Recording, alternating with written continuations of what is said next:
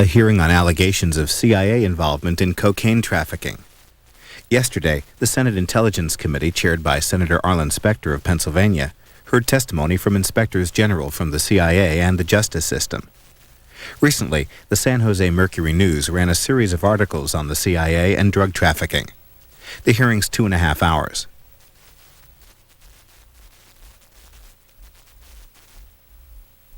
The Intelligence Committee will proceed. The subject of today's hearings involves the allegations of CIA involvement in the United States drug sales to finance the Contras in the Nicaraguan War. This is the first day when Senator Kerry and I could get together after the Senate recess. We are going to proceed today in our oversight capacity on the Central Intelligence Agency. We are going to hear from witnesses, Jack Blum, who was formerly counsel to the Senate Foreign Relations Subcommittee, and the Inspector Generals from the Department of Justice and also the CIA to outline the scope of the investigation which will be undertaken on this important matter. During the course of the past several weeks, I've been engaging in a series of town meetings around my state, Pennsylvania, and I note an extraordinarily high level of distrust of the government in so many lines. We see the militia movement. We see what had happened in a small township, Bradford, Pennsylvania, interest in a 20-year-old shooting of a man named Leonard Peltier. And yesterday we noted the filing of an information in the events relating to Ruby Ridge. We intend to move through these oversight hearings very much as the Subcommittee of Judiciary did just a year ago this time on the hearings of Ruby Ridge. We heard some 62 witnesses over 14 days of hearings, and came out with findings right down the middle, and found general satisfaction with what the Oversight Committee did in that situation. And this is a matter particularly suited for oversight. I'm not saying how many hearings we're going to have or precisely what we are going to do, because we're going to have to see how the matter unfolds. But it is a matter of some considerable interest, and it has achieved quite a high level of recognition around the country. I'm going to take a little longer than usual today to set the stage with a summary of the matters as they have appeared in the public media. Beginning August 18th of this year, the San Jose Mercury News ran a 3-day series purporting to trace the origins of crack cocaine epidemic to a pair of Nicaraguan drug traffickers with connections to the U.S.-backed Contras. The series was entitled Dark Alliance, the story behind the crack explosion. In stating what the San Jose Mercury found, we do not accept them and we do not endorse them, but merely outline these allegations to set the stage for the testimony which we are going to hear today. The series focused on the activities of two Nicaraguans, Oscar Danilo Blandon Reyes and Juan Norvin Meneses Cantarero, and a Los Angeles drug dealer named Ricky Ross. Blandon had served as a minor official in the government of former Nicaraguan dictator Anastasio Somoza. Blandon fled Nicaragua before the Sandinistas came to power and ended up in California. He entered a guilty plea in 1992 to conspiracy to distribute cocaine and served 28 months. Upon release, he became a DEA informant, and in March 1995 testified against Rick Ross. Meneses is currently serving time in a Nicaraguan jail for a 1992 conviction on cocaine trafficking. Meneses comes from a prominent Nicaraguan family, longtime supporters of the Somoza regime. His older brother was a general in Somoza's National Guard and chief of the National Police. Meneses has a long history of involvement in drug trafficking. As early as 1976, the DIA identified him as a cocaine supplier in Managua. He fled to the United States when the Somoza regime collapsed, was indicted by a grand jury in the United States in 1989. Ross, also known as Freeway Rick, is a 36-year-old African-American from South Central Los Angeles. In the 1980s, he became a major cocaine dealer in Los Angeles, rising to such prominence that local authorities formed a Freeway Rick Task Force, so-called, in 1986. And according to the Mercury News series, and what I'm reciting now comes from that series, and as I say, we don't accept it or endorse it, but are repeating it. In 1987, Ross moved to Cincinnati for a cooling off period, and in 1991 was arrested, convicted, and sentenced to 10 years for establishing a cocaine distribution ring in Cincinnati. That sentence was cut in half after he agreed to testify against Los Angeles narcotic agents accused of corruption. In 1995, he was arrested in a DEA sting involving Blondin and was convicted in March 96 of conspiracy to distribute cocaine and is awaiting sentence. The Mercury News series further alleges that in 1981, Blandin became involved with efforts to help the Nicaraguan Contras through largely unsuccessful fundraising rallies and parties. Blandin met Meneses, who encouraged him to sell cocaine to raise money, so says the Mercury series. Meneses took Blandin to Honduras to meet a Contra military leader, Colonel Enrique Bermudez. Blandin has testified that Bermudez told him that the, quote, ends justify the means, close quote. And although Bermudez never mentioned drug trafficking, Blandin began selling cocaine supplied by Meneses to raise money for the Contras. Sometime between 1982 and 1983, according to the Mercury News series, Blandin began supplying cocaine to Ross, who marketed it in the predominantly African-American neighborhoods in South Central Los Angeles. Again, according to the Mercury News series, Ross turned the powdered cocaine into crack and became a major dealer in Los Angeles. According to that series, Meneses supplied Blandin, who supplied Ross with a seemingly, quote, seemingly inexhaustible supply of high-grain cocaine, close quote. The Nicaraguans supposedly laundered their profits through a bank in Florida back to the Contra organization, the FDN, run by Adolfo Calero. The series refers to this as the FDN's drug operation. The series also makes what could be characterized as veiled references to possible CIA interference in the investigation and prosecution of Blandin and Meneses. In discussing Meneses' long history of drug trafficking and the unsuccessful investigation conducted against him, the series says, quote, records and interviews revealed that a number of these probes were stymied not by the elusive Meneses but by agencies of the U.S. government. The article continues, quote, agents from 4 organizations, DEA, U.S. Customs, the Los Angeles County Sheriff's Department, and the California Bureau of Narcotics Enforcement have complained that investigations were hampered by the CIA or unnamed national security interests, close quote. And we will do whatever is possible to get to the bottom of that allegation. Since the series ran in late August, several members of Congress have called for an investigation, and the director of the Office of National Drug Control Policy, General McCaffrey, has also called for a review of the matter. Director of Central Intelligence Deutsch testified before this committee of the CIA's intent to investigate, and he outlined that a preliminary review found no signs of CIA involvement in any such activity. The San Jose Mercury News series caused considerable national concern because of the question as to whether the U.S. government bears responsibility for the crack cocaine epidemic.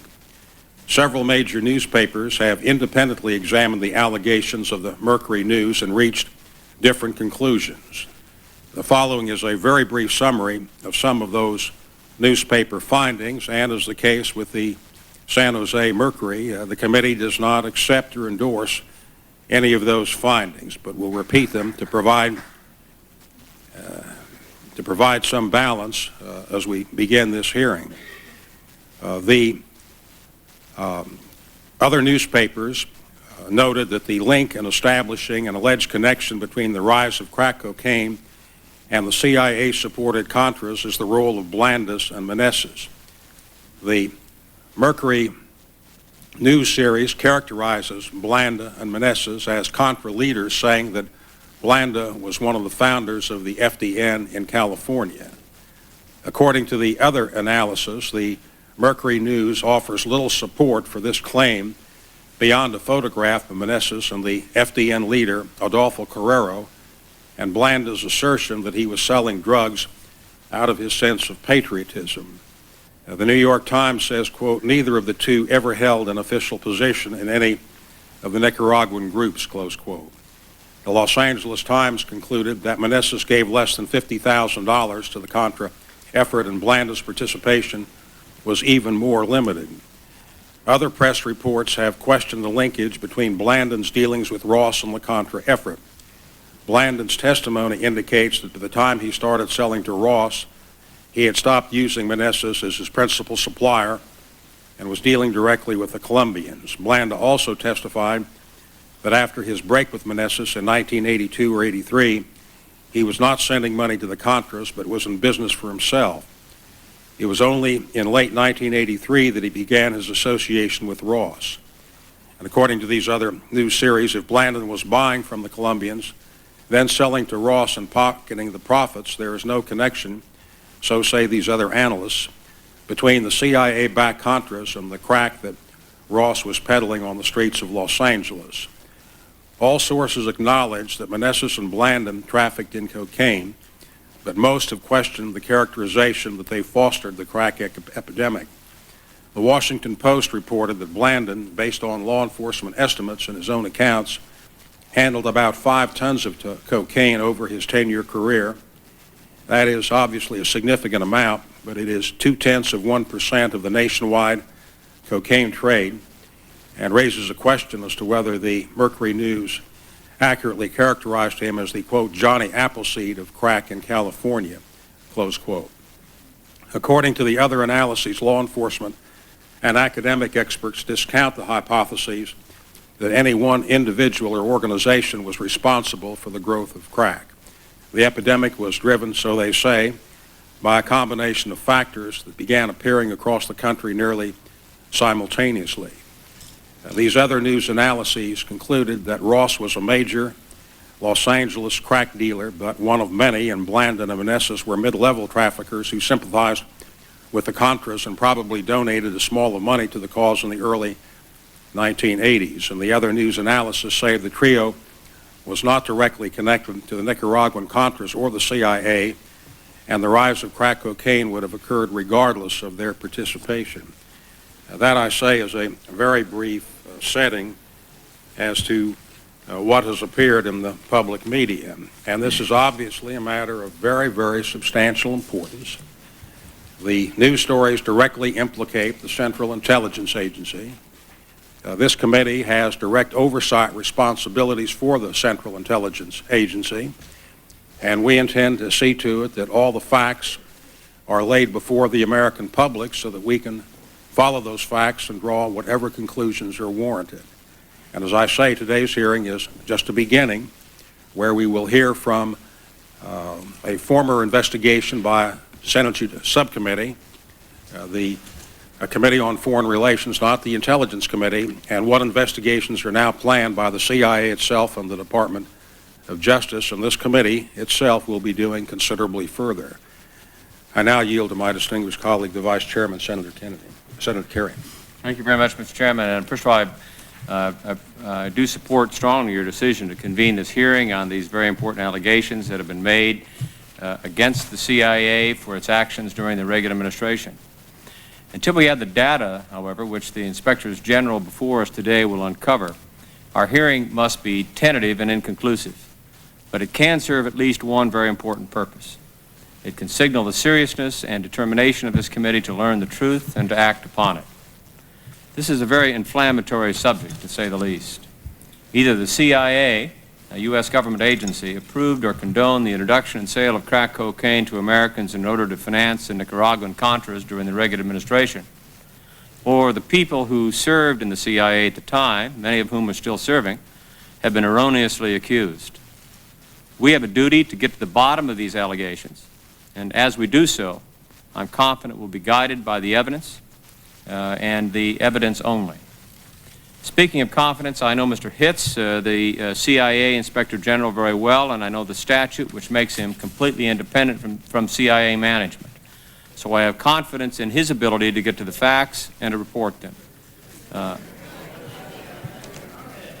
The audience... we're going to ask that the proceedings be conducted in accordance with our regular rules, and we'll hear the witnesses and we'll ask some questions. We ask for no response from the audience, please. And I say to the audience who shows understandable cynicism about my statement, that Mr. Hitz has been on many occasions, under a great deal of pressure from the CIA as a consequence of his honest and direct evaluation of their performance. And on many occasions, former directors have actually come before our committee and asked that he be removed because he's done such a thorough job of evaluating. So I do not praise Mr. Hitz and say that I believe that his IG report will provide, and we will make to the extent possible that information public so it can be examined. I do not make a complimentary remark about Mr. Hitz in order to cover for the CIA. I do it because I believe the IG's report, which is initiated as a consequence of the CIA's concern for what is going on, I believe that report is going to be enormously constructive, and I look forward to the work product. I do not know Mr. Bromwich, but I had the same very high expectation that we have had on Mr. Hitz when he has examined many of these things in the past. I would say parenthetically as well that one of the difficulties that we have is that when we recruit men and women who work, whether it's for the Central Intelligence Agency or the FBI, whoever they're working for, we ask them to do many things, and we ask them to do, above all, to keep what they do in secret. It's a very difficult environment. These men and women have families. These men and women love their country. They're trying to the best of their ability to do their job. I believe that they should be afforded the same presumption of innocence until proven guilty that every other American is given. Regardless of the truth of the specific allegations from the Mercury News, I believe we must also step back and ask how America was affected when the Reagan administration made the policy decision that communism in Nicaragua and not drug trafficking was America's top priority in Latin America. This policy choice may have made it easier for the cocaine cartels to build their business in this country, and it may have placed CIA personnel in contact they otherwise would not have had with drug traffickers. If the worlds of covert action and drug trafficking bumped into each other, we need to know how CIA people reacted and whether those reactions would be any different under today's rules. Mr. Chairman, emotion can be the enemy of evidence, but the emotional reaction to these allegations sends a powerful message. It is our duty as elected officials to listen to the message, learn from it, and act on what we learn.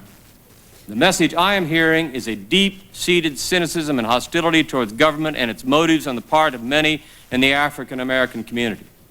They contrast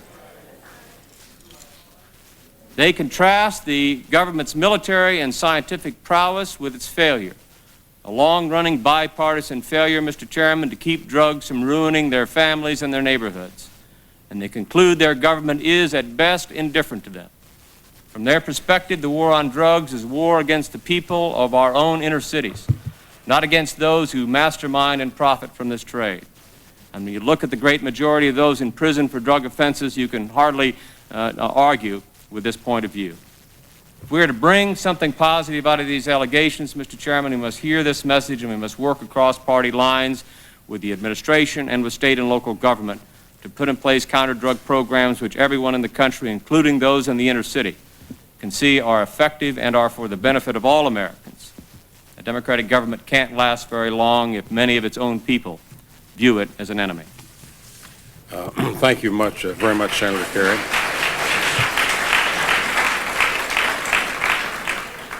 I would underscore what you have said in one respect about the cynicism And it is not only the African American community which is cynical about what goes on in the government. And I would refer again to the hearings at Ruby Ridge, where there was great cynicism as to what the FBI did and the Alcohol, Tobacco, and Firearms Unit. And a subcommittee in this very room just a year ago at this time, as I had said earlier, conducted 14 hearings and heard 62 witnesses and produced a 155-page report. And while it has taken the Justice Department some time, and I suggest too long, they did file a criminal charge yesterday against a very high-ranking FBI official. And the responsibility really is lodged on oversight with the Congress. We have that responsibility. We'll hear today from executive officials, but the buck comes to the Congress of the United States, and this committee will discharge its responsibilities fairly and fully. We'd like now to have Mr. Hitz and Mr. Bromwich step forward. And I would yield now to Senator Robb, who has joined us. Mr. Chairman, I thank you. I have no opening statement. The allegations are serious and deserve a thorough inquiry and evaluation. I look forward to hearing the testimony of our opening witness and subsequently to the investigations that the Inspectors General will conduct. And I will suspend any conclusions until that time. I thank you. We'd like to proceed now to hear all three witnesses seriatim, and then we will have questions. So if we could have, as I say, Mr. Hitz and Mr. Bromwich step forward and be seated at the witness table. And we turn to you first, Mr. Bloom. Jack Bloom is the former special counsel to the Senate Foreign Relations Subcommittee on Terrorism, Narcotics, and International Operations. And that subcommittee conducted an extensive inquiry and filed an extensive report back in 1989. And we're very interested in those findings at that time, and we now turn to you. Mr. Chairman, I very much appreciate the invitation to appear here this morning. I find it ironic in a way that I'm here in the same room where we began hearings on the same subject in 1988, in January of 1988. We began the investigation in 1987. The questions you put this morning are questions which are extraordinarily important. The question of reform of the intelligence community really requires that these issues be debated publicly and discussed publicly. And I would hope that the inquiry goes beyond the narrow questions posed in the San Jose Mercury News story. The answer you get to the questions you ask depends totally on how you frame the question. If you ask the question, did the CIA sell drugs in the black neighborhoods of Los Angeles to finance the Contra War, the answer will be a categorical no. The fact of the matter is we found no evidence whatsoever to suggest that there was a targeting of the African American community. Cocaine in the mid-'80s and into the early '90s was a perfect equal opportunity destroyer. We had addiction and problems in schoolyards across America. It didn't matter what color you were, where you were from, what your national origin was. The problem became more acute in the African American community because the definition of a problem addict in America is an addict who runs out of money. And if you run out of money quickly, you become involved in the drug trade, you become a visible social problem, and you get on the screen. In fact, the stockbrokers, the entertainers, the lawyers who used cocaine around America escaped that attention, but their lives were ruined too, perhaps not financially. The second issue is, did the CIA do the selling of the cocaine, and did the Contras profit? And as far as we were able to determine, no member of the staff of the CIA, that is someone on the payroll as opposed to people they worked with, was in the cocaine business. And certainly no one on the staff of the CIA, as far as we could determine, was actively selling the drug. And then finally the question of, was it used to support the Contras? I will tell you of two meetings that I had with Contra veterans, one in 1986 and one in 1989. at the beginning and the end of my investigation. And they said our problem was we never had any money. Our leadership stole most of it. They had houses in Miami. They had opportunities to gamble. They had girlfriends. They traveled. And we who were in the field, and one of the groups that I talked to had men who lost their arms and their eyes and their legs fighting the Sandinistas. We in the field had none of the benefit. So I submit what went on led to the profit of people in the Contra movement, not to supporting a war that we were trying to advance. Now, having said that, we have to go back to what is true. And what is true is the policymakers absolutely closed their eyes to the criminal behavior of our allies and supporters in that war. The policymakers ignored their drug dealing, their stealing, and their human rights violations. The policymakers, and I stress policymakers, allowed them to compensate themselves for helping us in that war by remaining silent in the face of their impropriety and by quietly undercutting law enforcement and human rights agencies that might have caused them difficulty.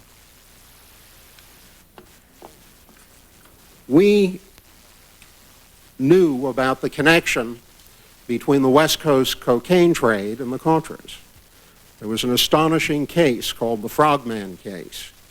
In that case, I believe it was in that case, the United States Attorney for San Francisco, a man by the name of Rusinello, returned $35,000 of cocaine proceeds voluntarily to the Contras when it had been seized as the proceeds of drug trafficking. We found that absolutely astonishing. I know of no other situation where the Justice Department was so forthcoming in returning seized property. Was that the Justice Department or the District Attorney of San Francisco? This was the Justice Department, the United States Attorney. That's correct. Right. We had a telephone conversation with Mr. Rusinello, asking him to provide us documents and access to the people involved in the case, and he shouted at us. He shouted at Senator John Kerry, who chaired the committee. He accused us of being subversive for wanting to go into it. It should be stressed that the Blandón-Meneses ring was part of a very much larger picture. And to give you an idea of how large that picture was, there was a point where the wholesale price of cocaine on the street in Los Angeles reached $2,500 a kilo. We were talking about cocaine that was available in such quantity they could not find buyers. $2,500 a kilo, according to all the experts, is below cost. And that is a flood of cocaine. And our friend Freeway Ricky was touching only a tiny fraction of what was coming in.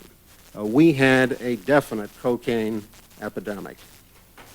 Now, you might ask, why did the hearings we run in 1989 and the report we released in, the hearings we ran in 88 and the report we released in 1989 not get more attention? And the answer is we were subject to a systematic campaign to discredit everything we did.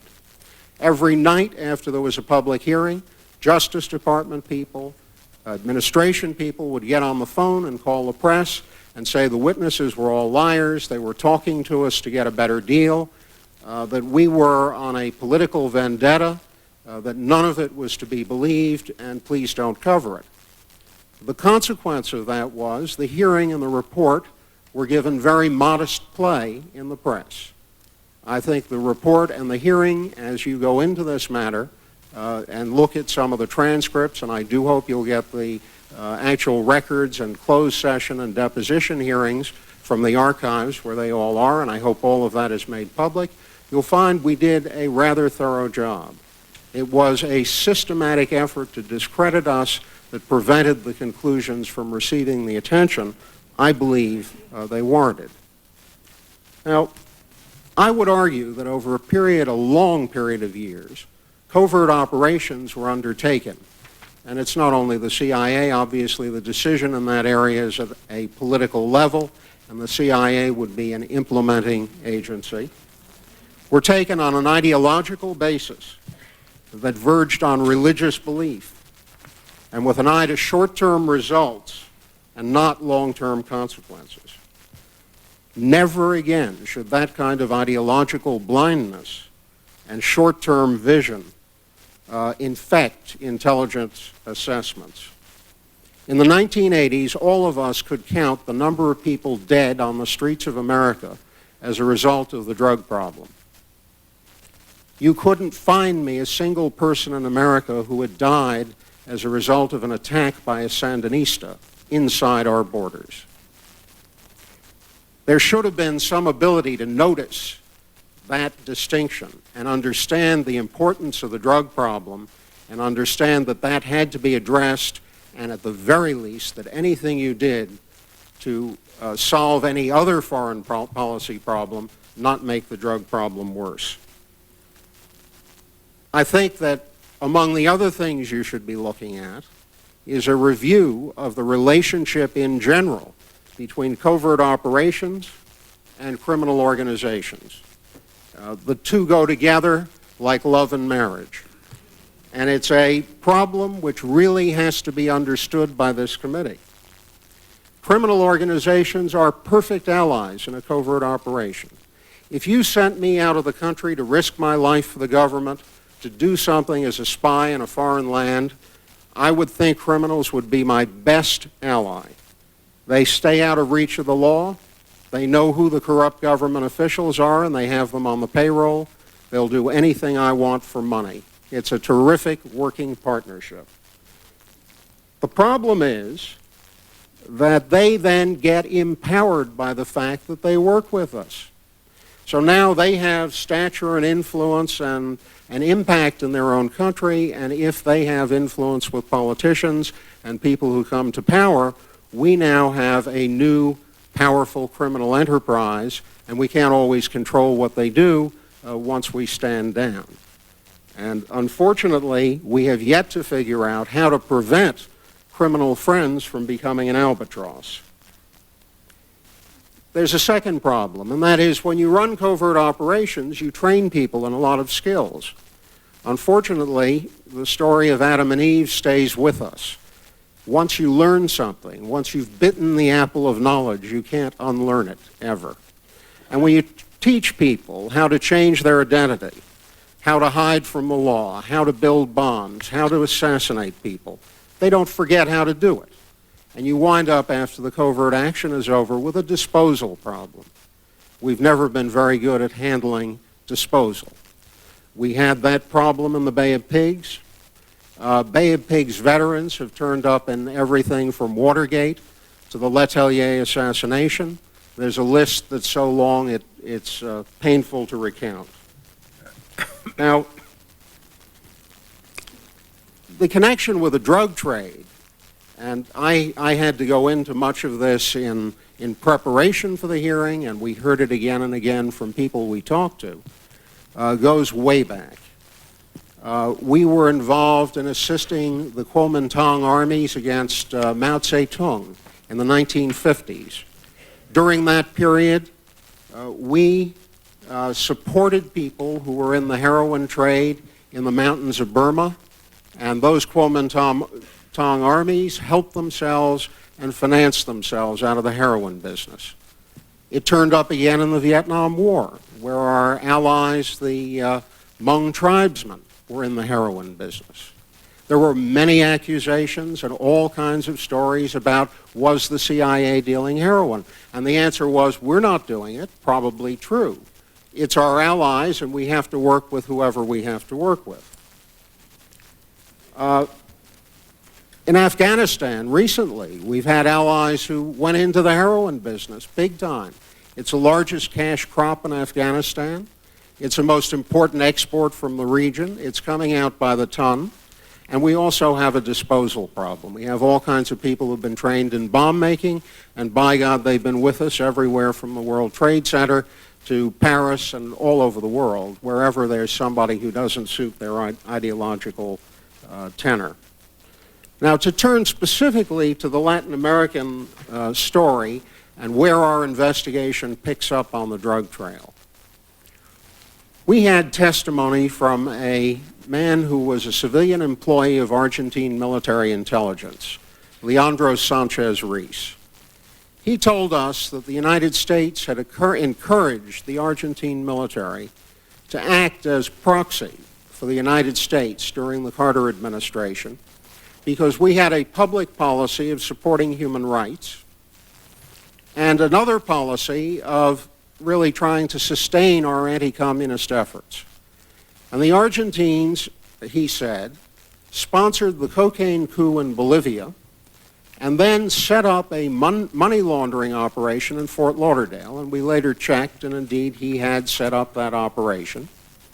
And he used the money laundering operation in Fort Lauderdale to provide funds to the Argentines all over Latin America who were in the business of, quote, fighting communism. We should remember that it was the Argentines who were the original trainers of the Contras. They were the ones who brought the original Contras to Honduras, Guatemala, and began to teach them how to do what they had to do against the Sandinista government.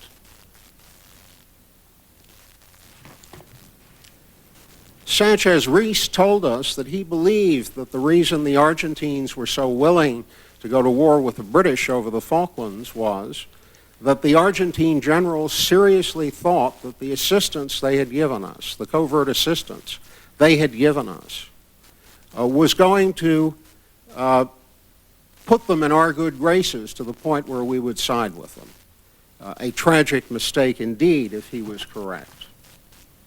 The second man who turned up on our screen, very big time, was General Noriega. And as you'll recall, press accounts have said it, the government has made this public, so I'm not saying anything that's classified. Noriega was on our payroll. The accounts we heard were that he was getting paid some $200,000 a year by the United States government. At the time that was going on, virtually everybody who dealt with him knew he was in the drug business. It was an open secret. In fact, it was so open it appeared on the front page of the New York Times in June of 1986. I testified about it in the closed session of the Foreign Relations Committee in 1986. We have, as the absolute low point of the Contra War, Ollie North having a meeting with General Noriega, and he recorded that meeting in great detail in his notebooks, in which he's bargaining with Noriega. Noriega says to him, I've got this terrible public relations problem over drugs. What can you do to help me? Here's what I'll do to help you. I'll assassinate the entire Sandinista leadership. I'll blow up buildings in Managua. Ollie doesn't call the cops. What Ollie does is he goes back to Poindexter, and Poindexter says, gee, that's a little bit extreme. Can't you get him to tone it down? Go back and meet with him again, which Ollie does. When our committee asked the General Accounting Office to do a step-by-step analysis of just who in our government knew that General Noriega was dealing drugs and when they knew it and what they did to act on that knowledge, the administration told every agency of the government not to cooperate with GAO, labeled it a national security matter, and swept it into the White House and cloaked it in executive privilege. That investigation never went forward, should have gone forward. I was very much dismayed. Our committee subpoenaed Ollie North's notebooks, and the history of those notebooks is quite astonishing. Not many people realize this, but the Senate never got a clean copy of those notebooks. North's lawyers were permitted to expurgate sections of the notebooks based on, quote, relevance. Our committee subpoenaed those notebooks, and we engaged in a 10-month battle to get them, and ultimately the investigation ended, the subcommittee's mandate ended, we never got them. On top of the fact that clean copies... Why wasn't it pursued at that time? The administration, to begin with, classified the notebooks, and this is truly bizarre because they remained in Ollie's possession at the code word level. The expurgated copies were kept in your committee's office under code word under code word classification. When I read those diaries... It wasn't exactly my committee's No, office. but It was I the say Senate you're, committee's office. you're in the sense of the And Intelligence I was Committee's office. not Yes. the chairman at that time. Yes, but and that was quite proper because Well, those were the rules. The question that I raised, Mr. Blum, is there are ways of dealing with claims of executive privilege, and they can be taken to the courts, and the courts have ruled that the privilege is not well-founded on some occasions, and there are remedies which the Senate can undertake to deal with the administration when the administration acts improperly. Well, we started down the track. The effort to get the subpoenas became mired in the presidential campaign and the political debate surrounding it. The committee... There's always one of those going on.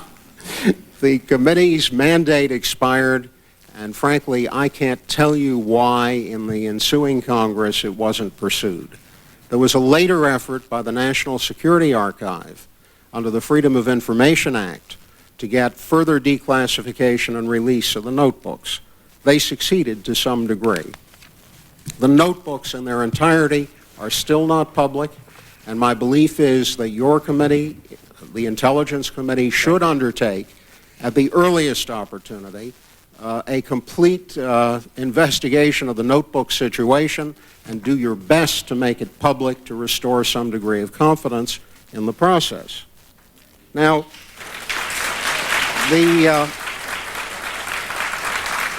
the problem of General Noriega and Ollie North's notebooks and what was in them is only one of a number of problems related to this war and related to drug trafficking that we stumbled into. We had problems in Haiti, where friends of ours, that is, intelligence sources in the Haitian military, had turned their facilities, their ranches, and their farms over to drug traffickers. Instead of putting pressure on that rotten leadership of the Haitian military, we defended them. We held our noses, we looked the other way, and they and their criminal friends distributed through a variety of networks cocaine in the United States, in Miami, in Philadelphia, in New York, in parts of Pennsylvania. Honduras was another country that was key for the Contras.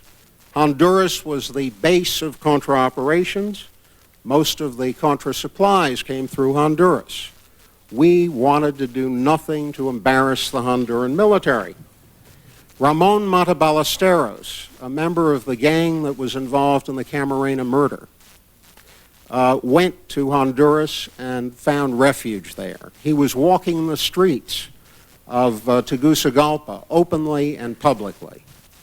The response of the United States government was to close the DEA office in Honduras and move the agent stationed there to Guatemala. We took testimony from that DEA agent. He said it made no sense. The drug trafficking was going on in Honduras, and the Honduran military were at the center of it. When the war ended, almost the minute the war ended, to our credit, the administration arranged the midnight extradition of Mr. Mata Ballesteros, who is currently serving a life term in American prisons. The response of the Honduran military was to allow a mob to burn down a portion of the U.S. facilities in Tegucigalpa. But we sat by as long as they were helping us and allowed them to carry on their illegal business. We also became aware of deep connections between the law enforcement community and the intelligence community. I personally repeatedly heard from prosecutors and people in the law enforcement world that CIA agents were required to sit in on the debriefing of various people who were being questioned about the drug trade. They were required to be present when witnesses were being prepped for certain drug trials. At various times, the intelligence community inserted itself in that legal process. I believe that that was an impropriety, that should not have occurred. Well, when you say inserted itself into that process, are you suggesting that the intelligence community thwarted or stopped prosecutions which have gone forward? That too. Well, could you be Let me explain. We're going to have this hearing conducted without interruptions from the audience.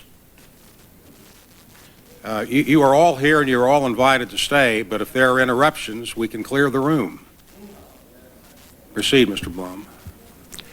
There were first participations in the investigative process, a process and procedure for clearing informants that were put on by DEA, a process of being there for debriefings of important witnesses.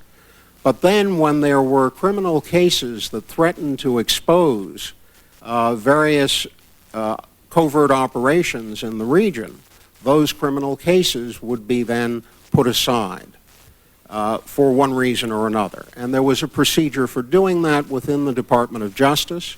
We attempted to probe that procedure. The Department of Justice rebuffed us rather systematically. We had some conversations with one of the Justice Department officials involved and took his deposition, but we were never able to get really satisfactory responses to the questions we asked. We do know that Ollie North directly intervened in a number of cases to help people who had helped the covert war. Well, Mr. Bloom, when you come to that subject, during my earlier tenure on this committee, I saw that done much to my dissatisfaction. There is a statute which sets forth proceedings where the Department of Justice is authorized to drop prosecutions where they cannot make disclosures of confidential informants. And I personally have questioned the wisdom of that kind of a procedure, but it is authorized by U.S. law. Mm-hmm.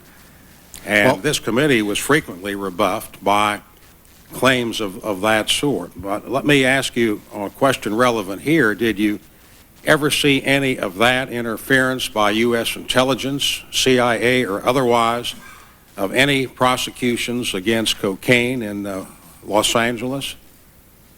We did not focus on Los Angeles and Los Angeles prosecutions. I can tell you there were cases in Miami, and there were other cases in other parts of the country. Well, I think we refer to them, and if you dig into the materials, I can't remember them off the top of my head. All right, you say there were not cases in Los Angeles, but were there?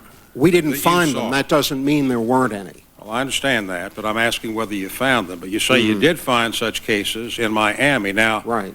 Did those cases permit cocaine dealers to continue to operate? One had the sense they did, but we could not get, when we got into this area, we confronted an absolute stone wall. Bill Weld, who was then the head of the criminal division, put a very serious block on any effort we made to get information. There were stalls, there were refusals to talk to us, refusals to turn over data.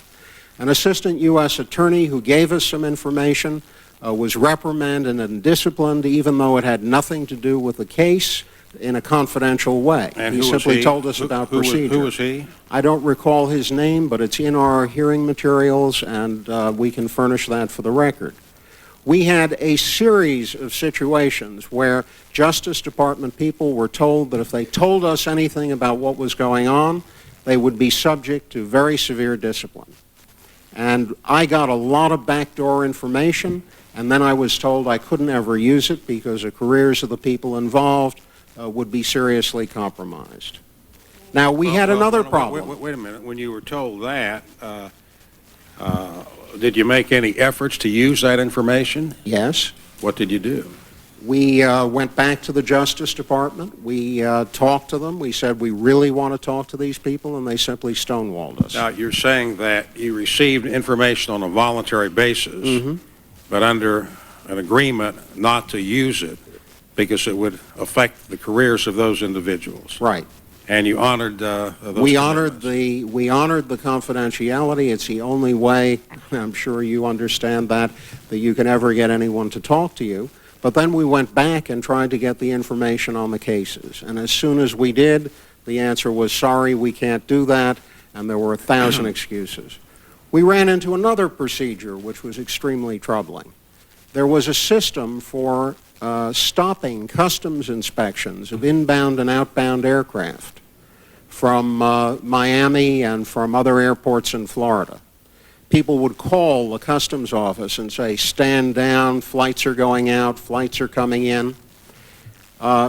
We tried to find out more about that and were privately told, again by customs people who said, please don't say anything, but the whole thing was terribly informal and there was no real way of determining the legitimacy of the request to stand down or the legitimacy of what was on the plane and going out to people in the field.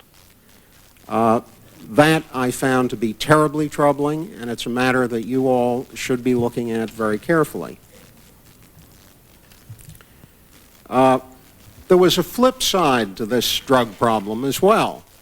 One of the favored techniques of various people in this operation was whenever there was someone they didn't like, they would label him a drug trafficker. So we ran into the case of Ron Martin, who had set up an arms warehouse in Tegucigalpa, Honduras, and he did it at the request of various friends of his in the U.S. government, and it was sort of a pre-positioning of weapons to help the Contras. And the idea was that when the ban on direct aid was lifted, his stuff could be sold. Ron Martin was a potential competitor of the Secord North supply network. North started telling everyone that the Martin warehouse was financed by cocaine, not to deal with it. And the impact was to destroy Ron Martin financially. So this became a matter of affirmative and negative use. I would say that based on my experience with this affair and my look at the long history of our covert operations dealing with criminals and drug dealers, that this entire affair needs a thorough review, a historical review, as well as the narrow review of the issues posed by the article in the San Jose Mercury. The problem, as I see it, is if you go to bed with dogs, you get up with fleas. If you empower criminals, because empowering them happens to be helpful at the time, the criminals are sure to turn on you next. And the people who plan covert operations should know that and should be held accountable for not telling their bosses if in fact they're dealing with this kind of guy and they do come back and bite them. The most important loss that we had as a result of the covert war in Central America was the loss of public trust in the honesty and integrity of the people who run America's clandestine operations. The measure of that is how ready everyone is to believe Freeway Ricky and his fable about being the arm of the CIA and selling crack in Los Angeles. Ricky deserves life in prison for what he did to his people in his community. The CIA didn't make him do it, and the profits from his deal certainly didn't go to help the Contras. But that does not mean that there is not a need for a very powerfully done investigation and a backward look at the entire 40-year history of this problem. Thank you, Mr. Chairman.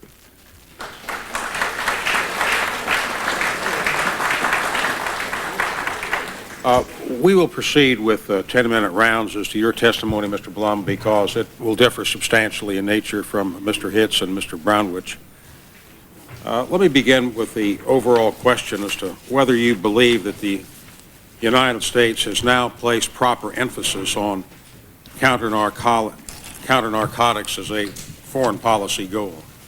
Yes, I do. I think the priorities have changed very substantially, and I'm very pleased to report that we have correctly now assessed narcotics and international organized crime as a significant threat. Do you think the interdiction of the international flow of narcotics has been successful? Have we stopped drugs from coming in from Latin America, Mexico? Not. We have terrible problems in Mexico. We have terrible problems still in Latin America. And we have problems coming at us in terms of heroin from Asia and from Latin America as well. Should the United States be doing more to stop the flow of drugs into the United States? I think so, yes. Mr. Bloom, let me go back to the specifics of the Mercury News series, because we are focused on that here.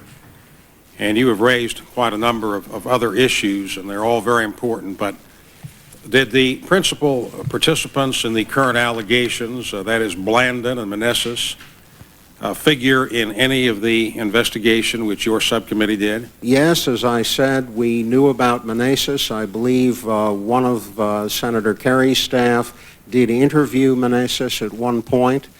We were aware of that cocaine ring, and as I said, when we tried to get information through government channels, we were blocked. Was there any information that you did get that linked either Blandon or Meneses to the CIA? Not directly, no. Well, indirectly? Indirectly, we would say, I would have to say yes. And I'm relying on an eight-year memory. When I say yes, let me explain what I mean. We had people in the Contra movement, Southern Front Contras, and indeed there's a video deposition of one of them, who says, look, I discussed the problem of the drug dealing among our number with my case officer. And he told me that who was that who was on the video? This is a Contra leader. He was a member of the Contra Directorate. We took his deposition in video form in San Jose, Costa Rica. Do you recall his name? Not off the top of my head. Okay. I just at the moment can't recall who it was. He told us that he had discussed the drug problem, and his case officer said, look, there's nothing we can do about it. You do what you have to do. Just don't tell me any more about it. He discussed the drug problem with his case officer? That's correct. And what kind of a case officer was that? CIA. And we had that just straightforward. The reaction of the people who were running the covert operation, as best as we could determine, was, look, we've been sent here to Central America to do a job. Our job is to win this war against the Sandinistas and to change the political climate here. We're not in the law enforcement business. We can't be playing cops with the people who are working with us.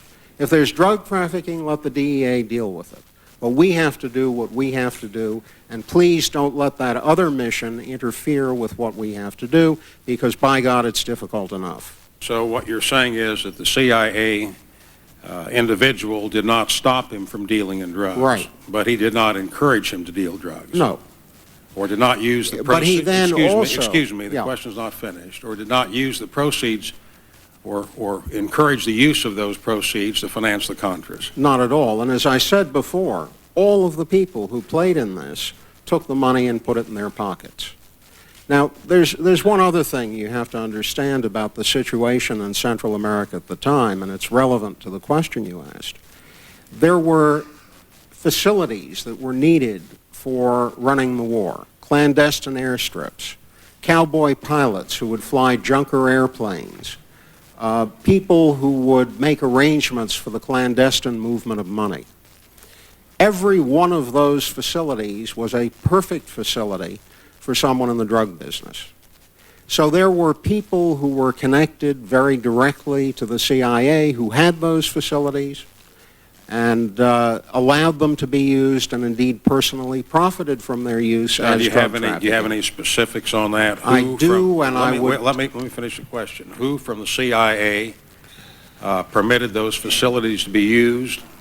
It's not that someone from the CIA permitted them to be used. It's that a contract employee had the facilities. He was doing a job. That job wasn't delivering drugs for the CIA. A contract employee, but not a member of the CIA. That's right. And so the contract employee allowed those facilities to be used, and the contract employee benefited from the proceeds. You bet. Okay. You bet. And none of that money went to the Contras. And I've shared with your staff the name of the person involved. I don't want to here violate the secrecy requirements that we were bound by. The point is that this was going on in tandem with the war, and the people who were organizing it from our side saw all of it. In fact, you had to be blind not to see it. And instead of trying to stop it or say, wait a minute, we really ought to change our policy here or rethink how we're doing it, They went forward and said, we're going to solve the problem with the Sandinistas, and the devil take this other set of issues. Mr. Blum, referring now to some specific individuals who have been cited in the Mercury News series, Adolfo Calero and Enrique Bermudez. Were either of those individuals involved in the investigations which you conducted? Certainly. They were central figures in the Contra movement, and their names came up again and again in conversations about the problem. Were they involved in cocaine drug trafficking? Directly, to my knowledge, no. I have to say no. All right. Indirectly, to your knowledge? Many of their people and their close associates were. But how about those individuals specifically? I can't say that I have evidence of it. And who among their close associates were involved? We have listed people in the report. We have additional material, and you'll find it in our transcripts. After 8 years, I can't list names, and if I did, I'd be taking a terrible risk. Well, I can understand that. Are any of those individuals identified in the San Jose Mercury series? Not to my recollection, no. Going back to the issue of covert operations, Mr. Blum, based on what you have found, do you think the United States Congress, as a matter of public policy, ought to ban covert operations? I think that there may, in some circumstances, desperate matters of national urgency, be some kind of argument for them. But I will say that, in my experience, we have rarely considered the blowback. We have rarely considered the long-term political consequence. And if you look at the kind of catastrophic record that the operations that got us tangled up in the drug business led to, I would say they failed. Remember, we lost the war in Nicaragua. Remember that our dear friends in the Argentine military disappeared thousands of people. Look at the horrible, brutal reality of Pinochet's Chile and ask what kind of threat there was to the United States that warranted that kind of behavior.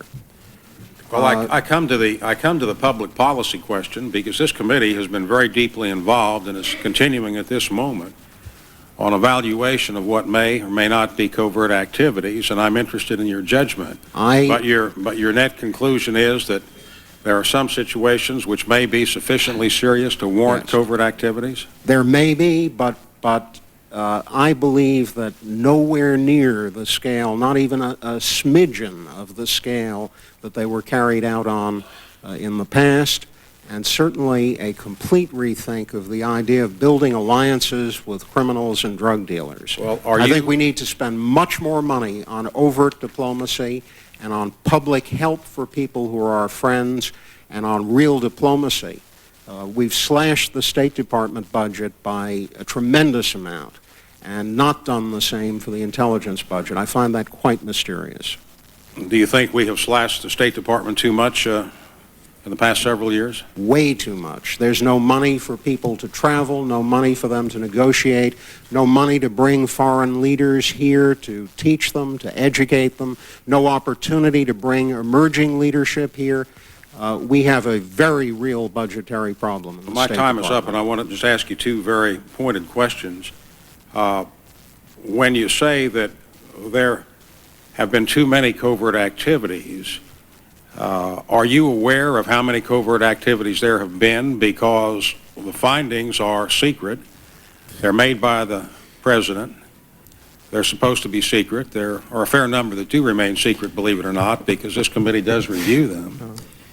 So I just wonder what your basis... Maybe I finish the question. Wait a minute. Let me finish the question. So the question is, what is your basis of knowledge as to the covert activities which have been undertaken to say that there are too many? I have now spent a number of years in the field, that is, traveling around the world talking to people. I will give you just one experience with Washington's notion of secrecy and the world's notion of secrecy. It was one of my first trips to Asia in the middle of the Vietnam War. I was on a KLM plane flying over Vietnam. The pilot, Dutch, said, "Ladies and gentlemen, look outside the window. We're flying over Laos. See that area? It's been carpet bombed." I came back to Washington and I said to Senator Symington, I was then working for the Senate, "Senator, you know we're bombing in Laos." He said, "Shh, that's classified." Now, Well, I submit to you... He didn't fly KLM. Right. I submit to you that lots of what you sit here and look at and say, boy, this is classified, it's code word, it's secret, they can only be talked about in a skiff by people who've had their backgrounds investigated to the nth degree, out in the field is being talked about at 40 decibels in a saloon somewhere. Well, let me come back to that. It's a fairly involved subject which I do want to pursue with you, but I want to yield at this time to Senator Kerry. Thank you very much, Mr. Chairman. Well, Mr. Bloom, the record should show I disagree with you on that point. I mean, there are people out there who are at considerable risk, and if what you said was true, they wouldn't be alive. So, I mean, I just let the record show that I disagree with what you just said. First, Mr. Bloom, can you tell me, it seems to me that the subcommittee, and on that committee at the time, Senator John Kerry of Massachusetts, Brock Adams, Washington, Senator Moynihan of New York, on the ranking side was Senator McConnell of Kentucky and Senator McCoskey of Alaska. It seems to me that the recommendations, and I want to give you an opportunity to talk about this. It seems to me that the subcommittee was successful in some areas. In other words, that there were some policy changes that occurred both in law and on the administrative side as a consequence of the subcommittee's work. Is that correct? I hope so. Well, yes, the answer is yes. I you think we did begin to change the public perception of the foreign policy issues. I think we did begin to get people to understand the dimension of the drug problem and refocus on the drug problem. But there was very specific administrative recommendations and very specific legislative recommendations that were made. Do you know, Mr. Blum, how many of those administrative recommendations and how many of those legislative recommendations were either accepted by the executive branch or enacted by the legislative? I can't really tell you that. I left in 1989 and did not handle the follow-through. I think some of them were considered, maybe some of them were adopted, but I don't think they were all accepted readily. I think we had some changes, but they were not really very dramatic. Well, would you be prepared to evaluate this, or perhaps I should just ask the Foreign Relations Committee to do it? I think that it would be more appropriate to ask them to evaluate them. I know we made some very strong recommendations. As I look through the list, and there's 1, 2, 3, 4, 5, 6, 7 on the administrative side, and 1, 2, 3, 4, 5, 6, 7, 8 on the legislative side, as I look at the list, there are a number of them that I recognize immediately as being current U.S. policy. And so it seems to me that it's likely to be the case that a number of these recommendations were made both by the executive branch and by the legislative branch in response to the subcommittee's work.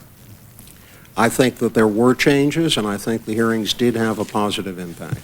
Secondly, Mr. Blum, can you talk to me? You said that there was a systematic effort to discredit the work of the subcommittee. And you separately mentioned that there was a refusal by the Department of Justice to, was it Justice? Justice. To provide you with information that you needed. Right. Is that correct? Can you tell me, put a little more detail on what you mean by systematic? Some examples. We would want to talk. No. Systematic to me means that there was an organized effort. Right. Is that correct? That's a correct way. And how would you define systematic? An organized effort from the top. Who was in charge of it? As best I could tell, it was coming from the top of the criminal division. Who was at the top of the criminal division? Bill Weld. And when you say the effort was made, what would they do? Would they call? You said they would tell U.S. attorneys systematically, you can't talk to them, don't give them paper, don't cooperate, don't let them have access to people who you have in your control. And we had a very tough time finding things out. Thirdly, Mr. Blum, I don't want to get into a great deal of arguing about this, but I think it might be important just from the standpoint of your evaluation of when, in a covert environment, U.S. personnel should say that we're going to provide this information to law enforcement in order to be able to bring a conviction. It seems to me you're saying this is one of the trickiest questions in the law enforcement intelligence agency world, and I should spend a minute giving you just a little bit of the flavor of why it's so devilish. Well, actually, you needn't give me a minute, because I could give you an hour as to why it's devilish. Okay. I understand that it's devilish.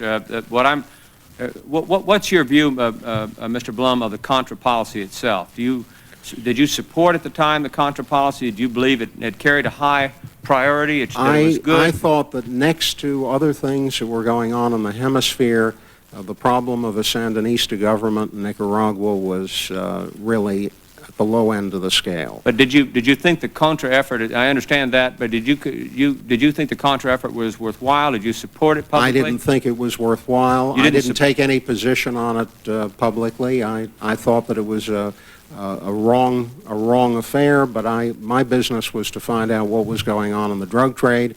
And we looked not only at the Contra problem, but we looked at drugs going through Cuba, drugs going through the Bahamas, and all of the different national security issues that were tangled up in those as well. So, and we had bipartisan support. This was not a political effort to unstring the Contra war. It was a political effort to understand how it could have come to pass that we had tons of cocaine in Miami, and people, instead of trying to solve that problem, were telling law enforcement people to look in a different direction. Can you imagine a scenario, Mr. Blum, under which you would say that the objective, the foreign policy objective, was so important that it would, in fact, be a higher priority than the law enforcement effort? Here's my problem. I think that if people in the government of the United States make a secret decision to sacrifice some portion of the American population in the form of exposing them, let's say, deliberately exposing them to drugs, that is a terrible decision that should never be made in secret. Saying that? Are you? Now, I want to be clear. I'm not saying here that there was such a secret decision. Well, then why did you make the statement, Mr. Blum? Let me explain. I mean, I appreciate. It drew a wonderful round of applause. Mr. Chairman, I'm not trying to draw a round of applause. Well, I'm trying to explain to you. Just a minute, Mr. Blum. Let Senator Kerry finish his question. I mean,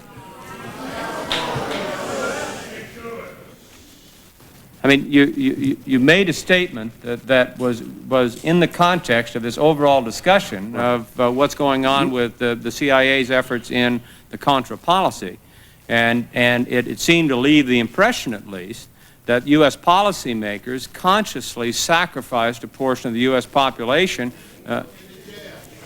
Mr. Chairman, I will say to the members, I support the chairman when he says this public hearing has to be conducted with some civility, and the audience is welcome and invited here, but I will support the chairman's decision to clear this room if we continue to get interruptions. It does not work for us. You heard my opening statement. We're not trying to cover up anything. Mr. Chairman,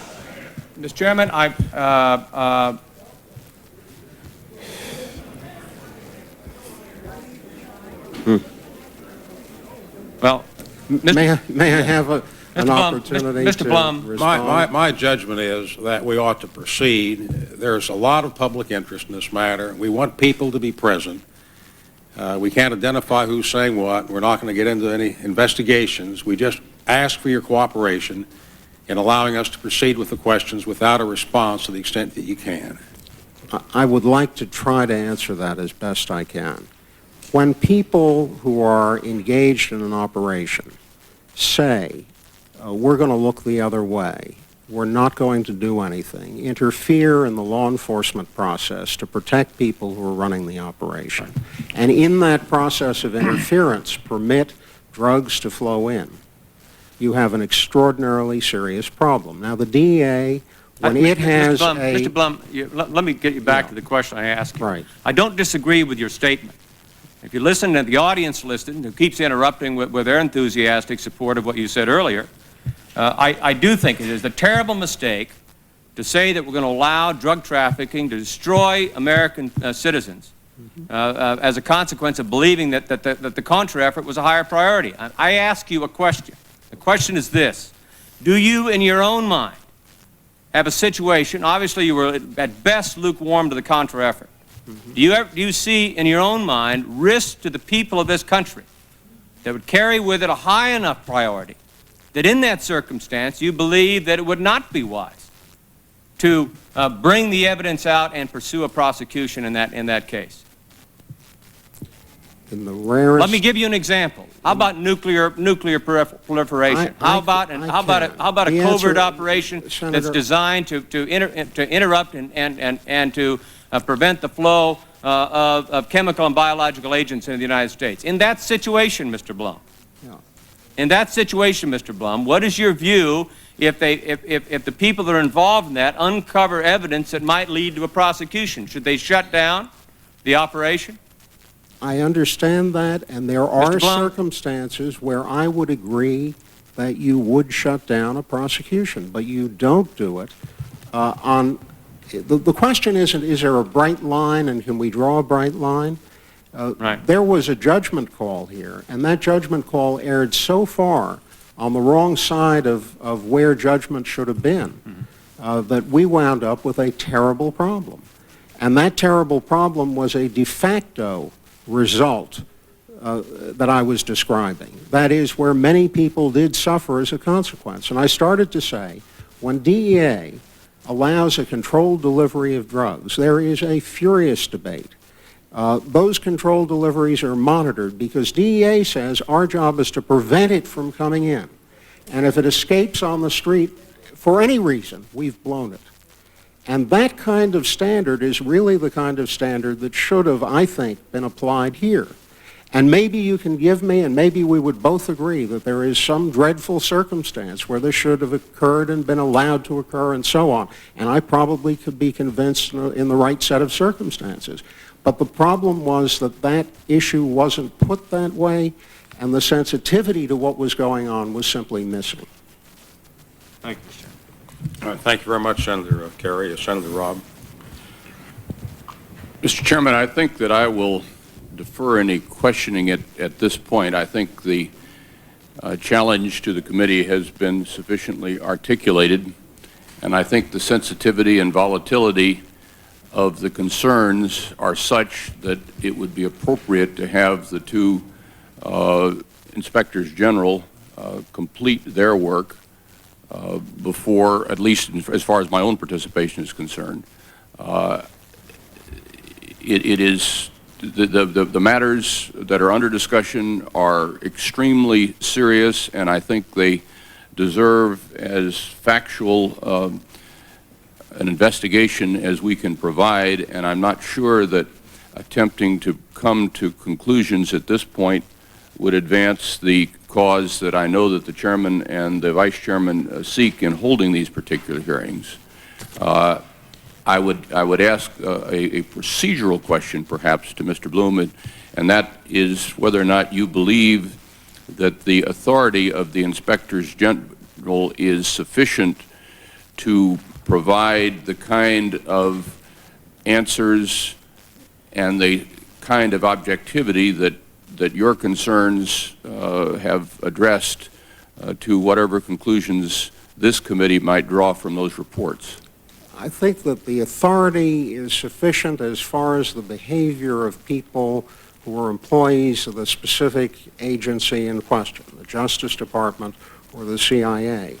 The rest of the question, which is at the political level, at the NSC, and the policy decisions taken, will undoubtedly wind up in that realm of executive privilege and top secrecy. And therein lies the very great difficulty in expecting the inspectors general to solve the problem.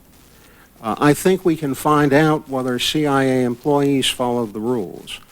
I don't think that the inspector general can tell you all about what Ollie North did and didn't do, or what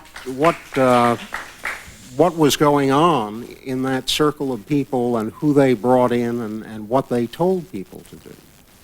And we know enough now to know that many people played out of channels and did things out of channels or didn't necessarily report them. So I have a sense you can get a good part of the way. I'm not at all sure you can get all of the way. Mr. Chairman, I think that I will persist in withholding at this point. I do have a couple of articles that I was going to use as the basis for questions that I would like to simply provide to the those who are going to conduct the investigations to consider as a part of any other information they may bring to bear on their investigations. And I will await a formal completion of their activities. I know that they haven't had an opportunity to speak formally yet, but some indication of when they believe that their reports would be available would be useful, at least to me, in terms of figuring out what kind of time frame we're talking about, getting the kinds of facts that would hopefully address and perhaps put to rest some of the questions that have been raised. Senator Robb, we will address that time frame, what they expect to do. Thank you, Mr. Chairman. Thank you, Senator Robb. Mr. Blum, just a few more questions. Coming back to the end point of my inquiries as to covert actions, and you gave the one illustration as to KLM, and I think it is obvious that there are covert activities which are known beyond the realm of secrecy, but your critique is very forceful, and it may well be that the Congress ought to make some different conclusions as to covert activities. So that's why I was asking you the basis for your statement that there are too many covert activities. As a generalization, the covert activities are only known to the oversight committees. The covert activities are undertaken after a finding by the President, so people in the executive branch know, and we have some oversight. And it is true that sometimes covert activities are disclosed in the public media, but it is a relatively rare occurrence considering how many there are. So that's why I ask you the question, to what extent do you know of the covert activities to come to a judgment that there are too many and they're too far-fetched? Maybe what I should be doing is paying much more careful attention to language. I understand that in defining a covert activity, you have a very specific definition in mind. The question may turn more on relationships and ongoing arrangements than specific presidentially authorized covert activities. So on the question of protecting our friends in different places, whether they've been engaged in human rights violations or in drug trafficking violations, there may not be a covert activity as defined by law, as authorized by the President, but there may be ongoing relationships. This may be a definitional question. I may be saying something different than what you mean.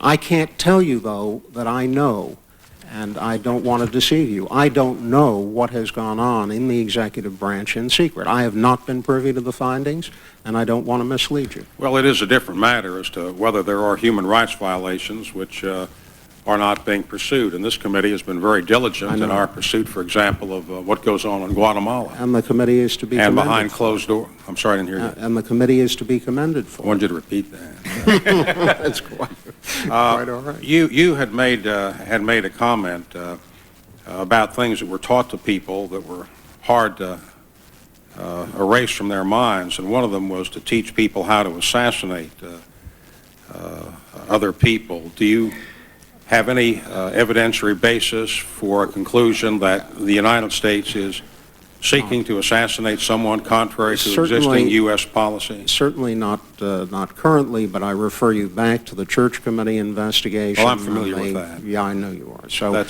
goes back that's into the historical base from which I'm talking. I'm not talking about currently. That was specifically prohibited, and that problem was addressed. Mr. Blum, in the course of the report which was filed by the Subcommittee on Terrorism, Narcotics, and International Operations, what is the most explicit statement, if you can give it to us, on a finding that U.S. intelligence forces were permitting people working for them to engage in drug activities? I think I have to let the language of the report speak for itself, and I'll say why. That report went through so many editorial changes that even after rereading it, I can't remember which version got to where. The report does speak for itself. The problem that we saw, and we could definitely speak to, and I know the report speaks to it, is the problem of standing by when you knew that people were doing the drug, were in the drug business when you were an employee of the government. Well, that's a very serious matter. Very tough problem. Very serious matter. Are you suggesting that it was stated more explicitly, but was cut out in the editorial process? No, I think we were pretty, I think it is there that we believed that the government, that is the CIA, was aware of this problem, was aware of trafficking by people. And I think we said that. I don't think that that's something that was edited out. I don't, I'm not sure what you're referring to. With respect to the question of what policymakers have done, do you have an evidentiary base for concluding that the policymakers were aware that the intelligence operatives were allowing drugs to be disseminated? Certainly in the case of General Noriega. Beyond, there's no question about beyond that. General Noriega? My guess is, and it's a guess, but I think a very educated guess, that in the case of Honduras, yes. In the case of Haiti, yes. They knew. They knew there was a problem. How about with specific reference to the distribution of drugs, say, in Los Angeles? I don't think they were ever given the clean understanding of the full implications of what was going on. The policymakers were That's not. right. With respect to Colonel North, and there you raise very, very serious questions. The Congress had said there'd be no more support for the Contras. I voted with the majority on that, opposed to supporting the Contras. There was a select committee which investigated that matter. The investigation was started by the Intelligence Committee when I was on it at an early stage, and it was my hope that the Intelligence Committee would have pursued that, but a select committee took over. And you had access to challenge the refusal of the executive branch to turn over information to you. Let me tell you this, Mr. Blum, that's going on today. Senator Kerry and I are fighting with many of the departments of the executive branch about not disclosing materials to us. And it is an extraordinarily laborious process, and I believe that started in George Washington's day. It didn't, it's been going on a long time, and it is very frustrating and I think very damaging to the country that we do not have access to materials. The Select Committee with Senator Inouye, an outstanding chairman, you had your own committee. You did not lack for political power to pursue the committee's investigation and to pursue in a judicial context to find out more about Colonel North. Why wasn't it done? Is there really something there that should have been done that wasn't done? We did try to do it, but the committee was for a one-term, 2-year mandate, and the mandate of the committee expired at the point. Did you seek a supplemental mandate? Senator Kerry did, and it was turned down. Do you think the Select Committee was derelict in not pursuing North further? I think that North should have been pursued further, that the diaries should never have been accepted in an expurgated form, that they should never have remained classified to the degree they did. And some of the things that happened with the classification of those diaries was bizarre. Once, when they were declassified in part by the Select Committee, some passages were declassified, others kept secret. Then, in the Freedom of Information suit, they were put through the classification process a second time, and the second time, some of the things that had been released before were classified, and some of the things that were secret before were made public. And that undermined any confidence at all in the process that went on. You have two sets of those diaries with different classifications. Senator Kerry? I have no follow-up questions, Mr. Chairman. Senator Rahm? I have no questions at this time, Mr. Chairman. Well, thank you very much, Mr. Blum. We'd appreciate it if you have the time, if you would stay, because Certainly. there may be some issues which will arise during the course of the testimony from Mr. Hitz and Mr. Bromwich we'd like to have your information on. We now turn to Mr. Fred Hitz, who is the Inspector General for the Central Intelligence Agency. Welcome, Mr. Hitz. The floor is yours. Thank you, Mr. Chairman. I don't know, is this microphone on? It is. In the letter that you sent on October 18, inviting me to appear, you asked that to the extent possible in an open hearing, you would like to hear from me about the nature of the allegations, the scope of our investigation, and the results of any previous investigations or reviews conducted by the CIA that may be relevant. Now, you, sir, have sketched the allegations in the San Jose Mercury, and I don't think I need to repeat those at this time. But I will, if you would permit me, go through how we got involved in this, the direction from DCI Deutsch. And that would be fine, Mr. Hitz. We would appreciate that. On 3 September, after the appearance of the Mercury articles, DCI Deutsch wrote to me that he had, quote, no reason to believe that there is any substance to the allegations published in the Mercury News, end quote. However, he requested that I initiate an immediate inquiry into the matter because of the seriousness of the allegations and the need to resolve definitively any questions in this area. At that time, DCI Deutsch also requested that I submit a report to him within 60 days containing our findings and conclusions. In 4 September letters to several members of Congress, this committee and its counterpart in the House of Representatives, DCI Deutsch explained his decision to request an Inspector General investigation. He also stated that a review of agency files, quote, including a study conducted in 1988 and briefed to both the intelligence committees, supports the conclusion that the agency neither participated in nor condoned drug trafficking by Contra forces, end quote. Further, according to the DCI, the agency never had any relationship with the two individuals alleged by the Mercury News to have funneled drug trafficking profits to the Contras. Also, the DCI stated that the agency had never sought to have information concerning these individuals withheld in a drug-related prosecution of a third individual as alleged in the Mercury News.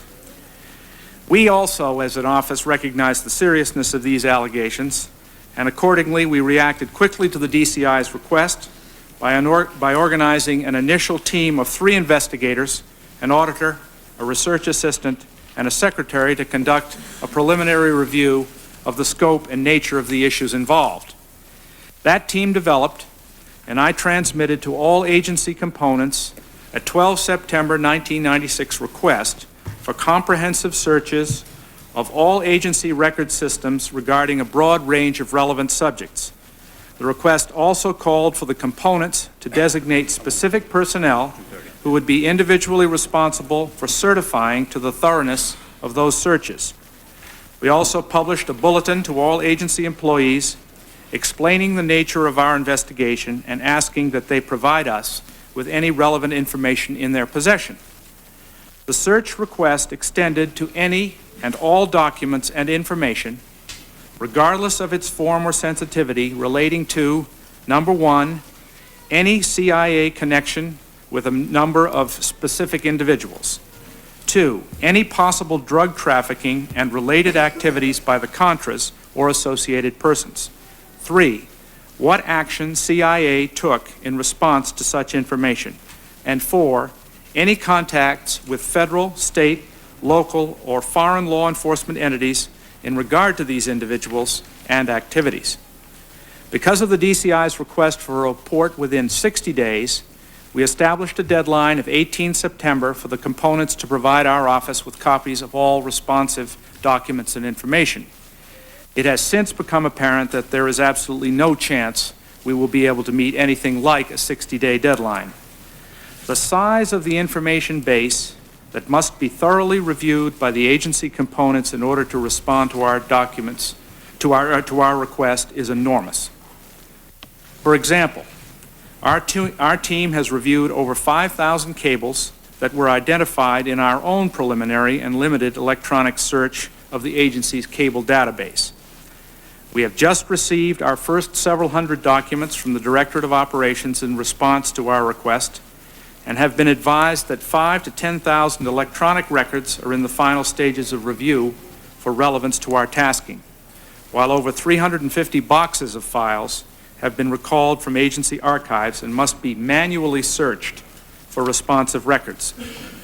Additional searches are underway in the Directorates of Administration and Intelligence, the Offices of Congressional Affairs, and the General Counsel, which have provided only very limited responses so far.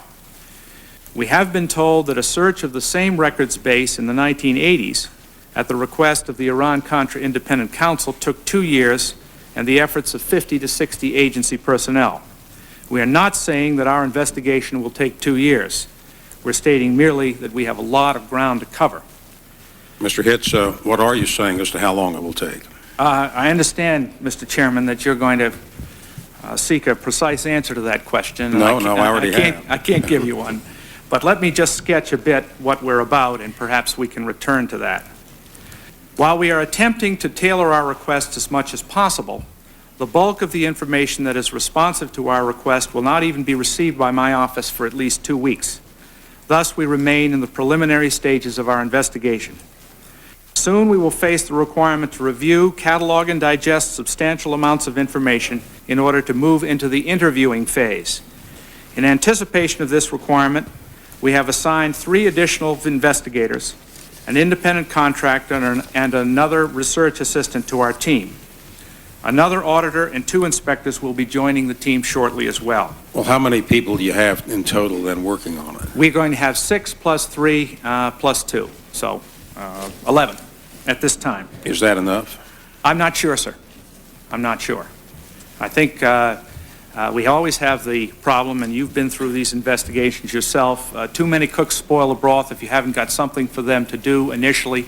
But we are prepared to put the resources on this matter that are required to do as expeditious a job as we can. Well, Mr. Hitz, I just suggest, and you're an experienced investigator, that you have to make a determination as to how many people you need and get them at an early stage. It sounds to me as if you have quite a task ahead of you, and that it ought to be done as promptly as possible, which is a customary phrase, but there's a lot of concern here. And there's a question about our deferring to you and to the Justice Department IG. And if we're to do that, we have to have some pretty precise idea as to when it's going to be completed and the resources available to it. I appreciate your concern, Mr. Chairman, and I'm going to try to refine, if I can, our time frame, but I can assure you that we will devote whatever resources can profitably be expended on this matter. Okay. And I'm also happy to report that we've had preliminary discussions and are looking forward to working closely with Mike Bromwich, the Justice Department Inspector General, who's here, and his staff, since it's obvious that there will be several areas where our investigative interests and jurisdiction will overlap and complement each other. While we do not have much substantive insight at this point, I can describe what we have learned from the limited documentation provided to us thus far regarding the agency's position when similar questions were raised in the late 1980s. We are not vouching for the accuracy of these statements at this point, but are describing for the committee their contents. According to these records, in early 1987, the State Department requested that the agency review all available information relating to the possible involvement of the Contras in drug trafficking. The 21 January 1987 paper that resulted was described as coordinated throughout the intelligence community and with DEA, the Drug Enforcement Administration.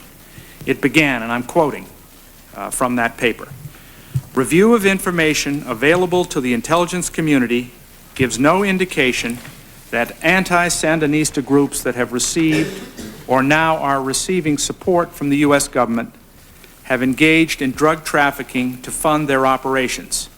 Some allegations of Contra involvement in drug trafficking have surfaced over the past few years. DEA and FBI officials, along with intelligence community leaders, however, say no credible information exists to support such allegations. That's from the paper. The paper went on to discuss allegations. Mr. Hicks, you say in early 87, and then the paper was produced 21 January 87. That's pretty early as well. I mean, when was the request made? How much time did it take them to produce this report? I'm not sure. Do we know?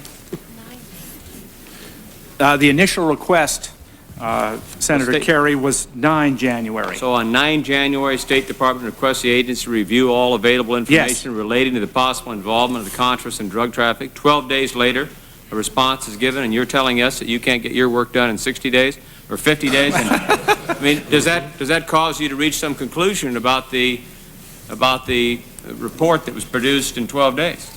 It might, sir. We're going to have to determine what documents they reviewed, and I take your point. The paper went on to discuss allegations regarding certain individuals that had been received and acted upon by the agency. Just over a year later, on 28 March 1988, then Deputy DCI Robert Gates sent a memorandum to the agency's deputy directors for intelligence and for operations asking for a briefing concerning, quote, Contra involvement in narcotics-related activities to include any pilots involved in the resupply effort who may have had past or current ties to narcotics-related activities, end quote. He indicated in this memorandum that he wanted to be, quote, fully informed on the facts because so many questions and allegations were being raised about these subjects. The memorandum also suggested that, quote, there may be some merit in setting all of this down on paper for the record, perhaps to be provided to both the President's Intelligence Oversight Board and to the oversight committees of the Congress, end quote. According to the memorandum, the briefing was to include specifics and comprehensiveness. This request appears to have produced at least 2 written responses. One is an undated and unsigned paper entitled, quote, Allegations of Resistance Activities in Narcotics Trafficking, end quote. It begins by stating, and I'm quoting from the paper, all allegations implying that the CIA condoned, abetted, or participated in narcotics trafficking are absolutely false. The agency constantly checks for any evidence of drug smuggling by Nicaraguan resistance members, and any person or entity found to be involved in such activity must be separated from the resistance. In addition, the agency has consistently informed the Congressional Oversight Committees of any resistance drug activities in briefings and in written responses. The paper then goes on, that's the end of my quote from the paper. The paper then goes on to describe a variety of allegations as to specific individuals and how the agency responded to each. The second apparent response is a 31 March 1988 memorandum to DDCI Gates entitled, quote, Pilots, airplanes, and shipping companies used in the resupply efforts that may have had past or current ties to narcotics-related activities, end quote. This memorandum was prepared by the Central America Task Force, which was responsible for managing the agency's program in support of the Contras. It begins as follows, and I'm quoting again from the memorandum. During the past several years, there have been numerous allegations in the media that pilots and airline companies that the agency has used in the resupply efforts of the democratic resistance have been involved in narcotics activities. To our knowledge, no pilot or crew members have engaged in illegal narcotics activities while working for the agency. As per your instructions a year ago, and because of agency concerns about drug activities, the agency has been extremely careful to properly vet all pilots, mechanics, and companies involved in transporting equipment for the Nicaragua program. The agency runs internal traces on these individuals and companies, and in addition, routinely queries DEA, FBI, and Customs, and in some cases, such as shipping companies, the U.S. Coast Guard. If no derogatory information is found, A conditional approval is submitted if some derogatory information is found or alleged, but the various agencies do not believe it would be a problem for the U.S. government to have a contract with the individual or company. A special approval is required, which is signed by the chief of the division. That's the end of my quote from that memorandum. This memorandum then discusses allegations regarding specific pilots and organizations and how they were handled by the agency. While we are not yet in a position to vouch for these conclusions, we'll have to look at all the documentation that underlay them. These documents illustrate the agency's view of the matter in 1987 and in 1988. Other studies may have been conducted by the agency in the 80s. However, we have not yet been able to find or review such other studies as might exist. And that, sir, is my effort to try to bring you up to speed on the reviews conducted by the CIA that we have been able to uncover so far without getting into the kind of vetting and examination of what lay behind them to see if there's substance to it. In closing, I would like to assure you and the American public that my office will conduct as thorough a review as possible of all available information and will report what we find candidly and completely. Over the past 5 years, I believe we have earned a reputation for independence and objectivity as a result of dealing in this fashion with other highly significant and controversial subjects. These have included the Aldrich Ames investigation, human rights abuses in Guatemala, the Paris Compromise, the BNL scandal, and many others that are not as well known outside our venue. In many ways, and I want to underscore this, Mr. Chairman and Senator Kerry, Senator Robb, in many ways, the recent allegations of CIA involvement in narcotics trafficking are the most controversial, politically charged, and potentially damaging of any that we've looked at. While some may choose not to believe findings that do not correspond to their preconceptions, we will present the unvarnished truth as we find it, and will do so to the best of our abilities. We welcome the support of the oversight committees and believe it will be essential to the credibility of our findings, and I thank you for your attention. Thank you very much, Mr. Hitz. Before turning to Mr. Bromwich, could you give us an estimate, a guesstimate, a ballpark figure as to how long it's going to take you? Well, I tried to sketch, Mr. Chairman, the enormity of the document review that we're going to have to undertake. I believe... And I think you've done that fairly well. Now we'd like to know how long it's going to take. I would not like to give you a specific date, sir. I think it would just be premature at this time. But I give you my solemn assurance that we will expend the resources on it, and this committee, I know, will verify that that is the case, to move on this as thoroughly and as quickly as we can. It's our top priority. Dr. Deutsch has made it clear that it's his top priority as well. Mr. Hitz, I think we need more than that. Why don't you go back to the drawing board and take a look at the documents you have and take a look at the parameters and take a look at your resources and figure out what you can use and give us a projection as to how long it is going to take. I'll attempt to do that, Mr. Chairman. Okay. We now turn to the Inspector General for the Department of Justice, Mr. Michael R. Bromwich. Mr. Bromwich, thank you for coming, and the floor is yours. Thank you very much. Mr. Chairman, Senator Kerry, Senator Robb, I have a brief opening statement that I would like to introduce for the record. It will be admitted in full, and you may proceed orally as you choose. Thank you very much, Senator. I do not want to talk about the issues that are discussed in my prepared testimony. Obviously, I invite any questions that you may have. I want to sketch a little bit about how this committee and the American people can be assured that our inquiry will explore independently, fairly, objectively, exactly what the Justice Department's involvement was in the allegations as first framed by the San Jose Mercury. For better or for worse, Mr. Chairman, I'm not a stranger either to issues of narcotics distribution nor to issues relating to Iran-Contra. I served for 4 years as a narcotics prosecutor in the U.S. Attorney's Office for the Southern District of New York, first under John Martin, who is now a federal judge, and for the bulk of my tenure under now Mayor Rudolph Giuliani. We did not in that office do street-level drug cases. We focused on high-level narcotics trafficking, both in cocaine and in heroin. The largest cases I tried, the last of which was in December of '86, focused specifically on large rings of people. The last case involved elements of Italian organized crime who were making deals with drug dealers down here in D.C., and the sales were ultimately made directly into the African-American community here in the District of Columbia. I was, in that office, Senator, responsible as Deputy Chief of Narcotics for supervising the work of from 20 to 22 lawyers who did nothing but focus on high-level narcotics trafficking cases.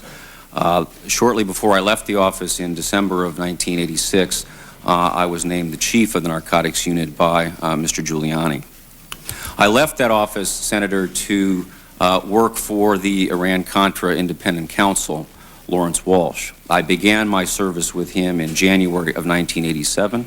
I was one of the first 7 lawyers hired by Judge Walsh. Let me just quickly sketch some of the things that I did while in that office that I think do bear at least some relevance to the inquiry that my agency is going to begin and that your body is going to be working on. During the early phases of that investigation, a colleague of mine and I focused on allegations that there had been illegal fundraising on behalf of the Contras, and that in particular, certain individuals, most notably Carl Channel and Richard Miller, had worked together with Lieutenant Colonel North in soliciting wealthy American individuals to provide money, large contributions, to the Contras. There was a specific representation by Lieutenant Colonel North and his colleagues that, in fact, the Contras were in desperate need of weapons. They assigned particular dollar values to the weapons and made very elaborate presentations to wealthy individuals. That's all a part of the public record, both with the House and Senate Select Committees as well as that of my office.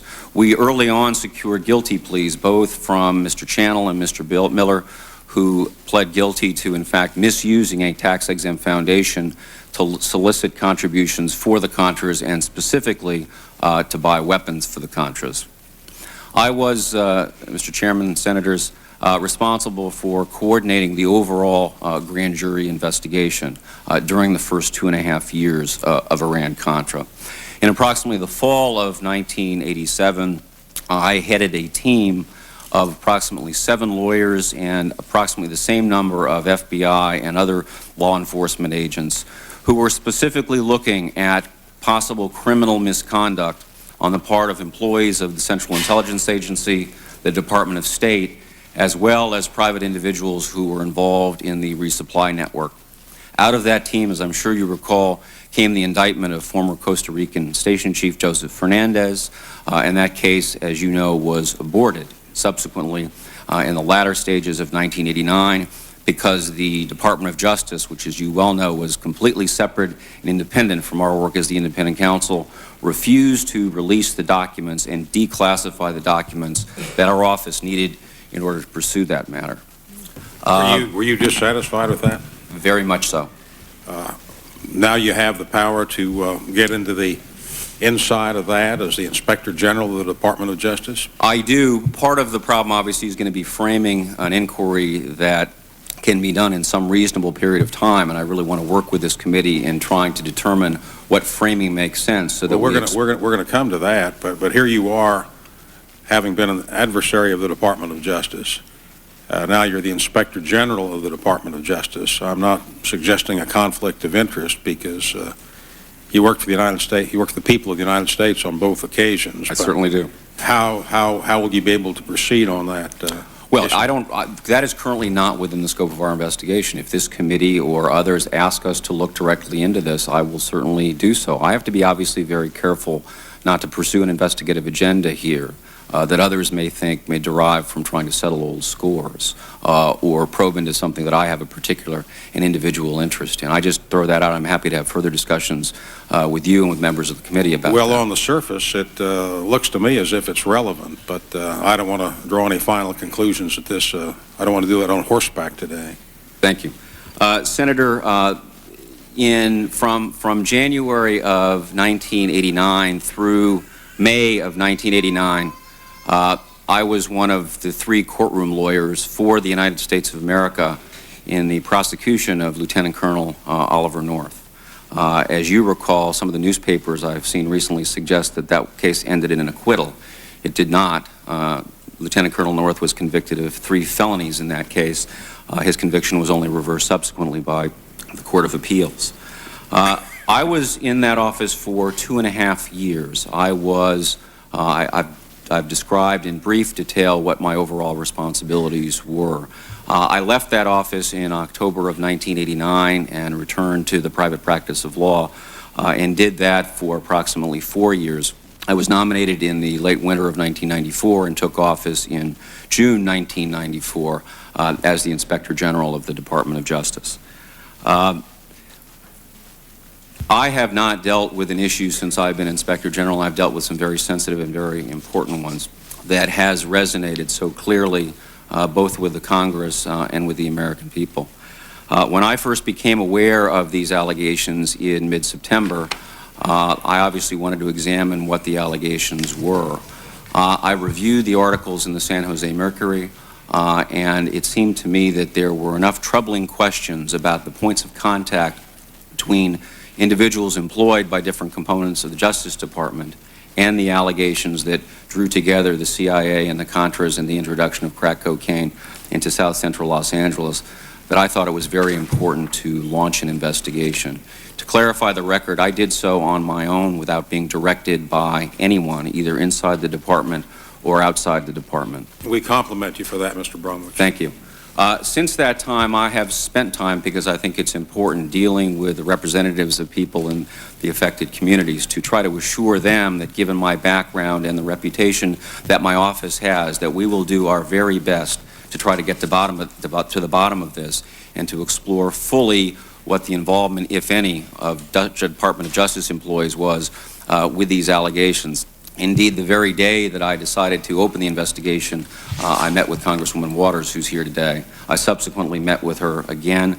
She facilitated an introduction to me to Gary Webb, the author of the San Jose Mercury articles, and I have talked with Mr. Webb on subsequent occasions.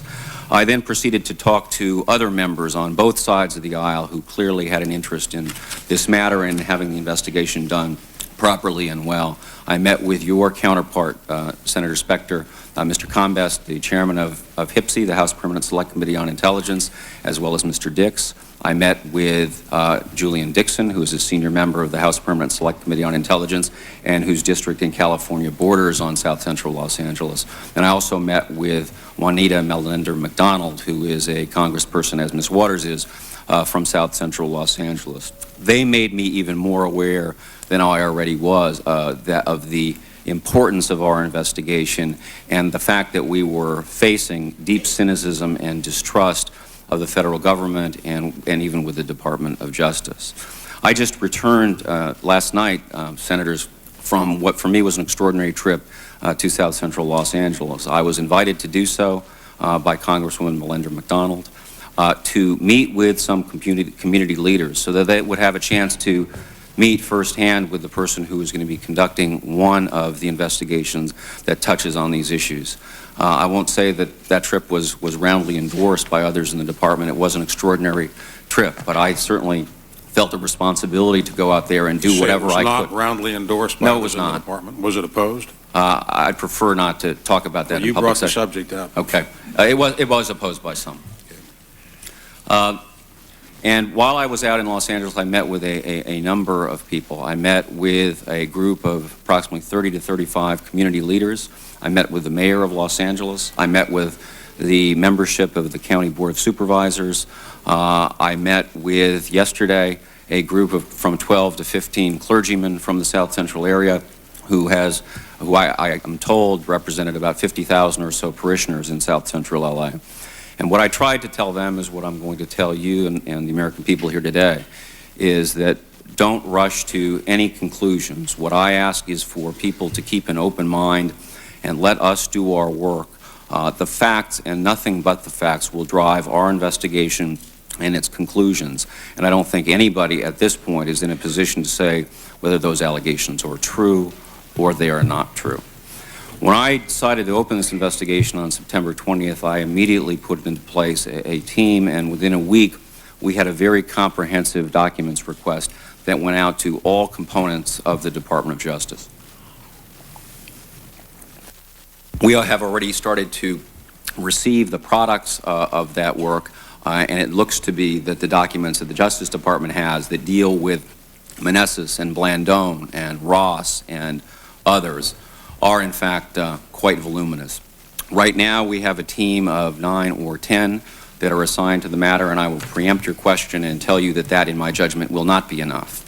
And I'm in the process of trying to get additional resources to supplement my team. That really is all I want to say at this point, Senator. I take this investigation and the responsibilities that it imposes on me and my office very seriously. I will only mention that I think the work that we have done in my office since I took office should establish that we are capable of calling the tough ones toughly, and as we see them. We did, I think, the definitive review of allegations relating to the Good Old Boy Roundup, around which there were serious allegations of racial misconduct and other kinds of misconduct in a law enforcement-related gathering in southeastern Tennessee from 1980 to 1995. We told the whole story there and laid out that, in fact, some of the worst of the racial allegations were, in fact, true. We recently completed a review that was a Department of Treasury matter, wasn't it? Alcohol, tobacco, and firearms? Well, there were more Treasury Department employees who attended than Justice Department, but early on we had information that there were a number of Justice Department employees attended as well, and I thought it was my responsibility to explore that, even though it wasn't given my publicity. How did the Treasury Department do on that investigation? I think their investigation was a less complete one than ours. That's why I refer to ours as, I think, the definitive They still study. haven't admitted to any failings in the Ruby Ridge matter. I don't know if they ever will. Right up to the Secretary of the Treasury. Is that a question for me? No, it's a statement. My question was how they did on your investigation. I just wanted to see on one that you ran side by side with them.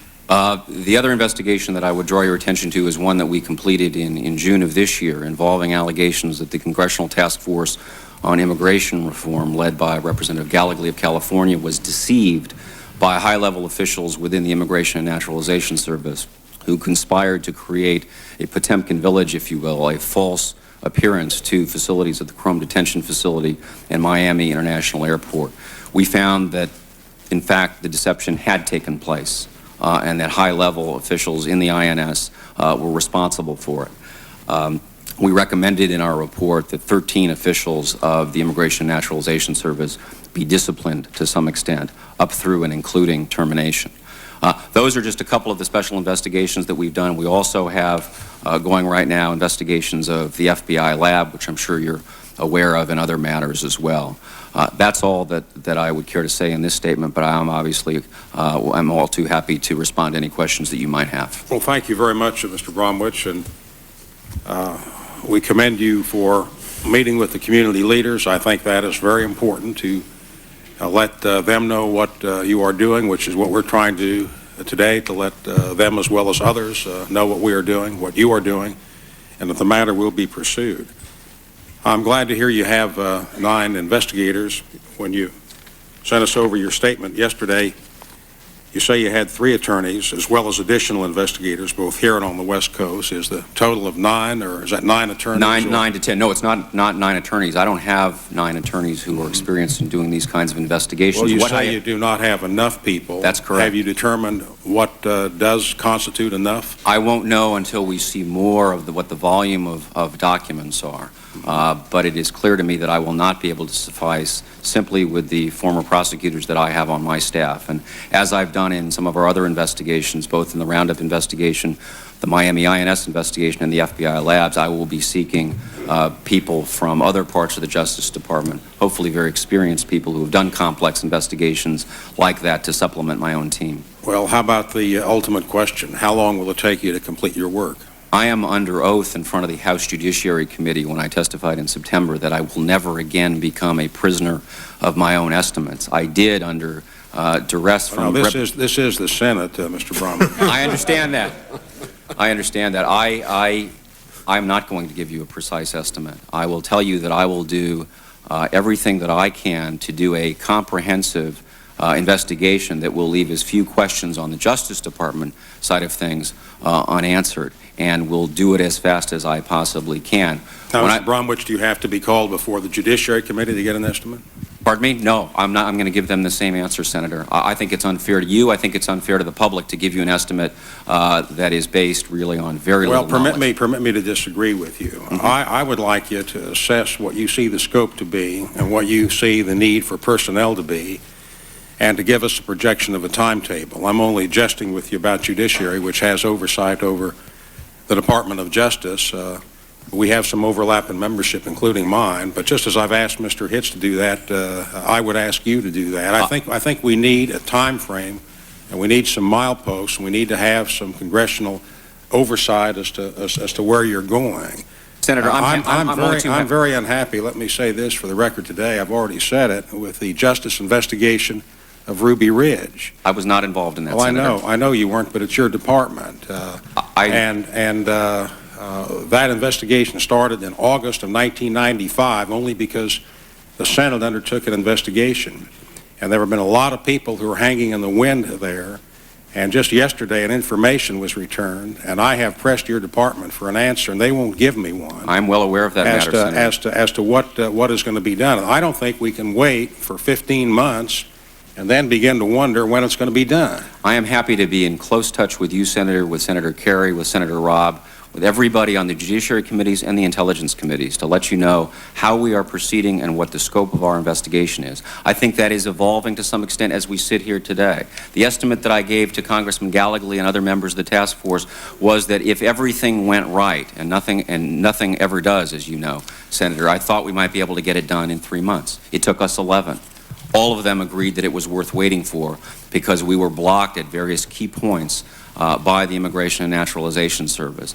But I am not going to pin myself into an estimate at this early in an investigation. I don't think it's, I understand your interest in doing so, but I must tell you, Mr. Chairman, that I'm extremely reluctant to do so because I've had bad experiences with it in the recent past. Well, it may be that your estimate of 3 months enabled you to get it done as early as 11 months. I understand your reluctance, and I've had some experience in the matters myself, and I know it's hard to estimate, but this committee wants an estimate. If it turns out to be a guesstimate or a ballpark figure, we like to have some idea as to what you're going to be doing and your resources and your parameters. I'm happy to give unlimited amounts of information about that, Senator. I just don't want to be put into a number estimate at this point. Well,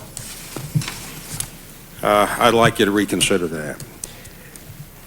When you say in your statement that you do not have jurisdiction over CIA employees, that raises a concern on my part as to whether you're going to have access to CIA employees. You don't have jurisdiction over the Los Angeles County Sheriff's Department or the California Bureau of Narcotics Enforcement. And the Mercury story says that, quote, agents from 4 organizations, DEA, U.S. Customs, Los Angeles County Sheriff's Department, and the California Bureau of Narcotics Enforcement have complained that investigations were hampered by the CIA or unnamed, quote, national security interests, enter quote, close quote. Now, one of the questions I have for you and for Mr. Hitz is how are you going to deal with that? If it's going to be investigated by this committee, we have authority to go beyond your own department. Although I'll tell you this, we've had some terrible results asking the Department of Defense to say anything to this committee.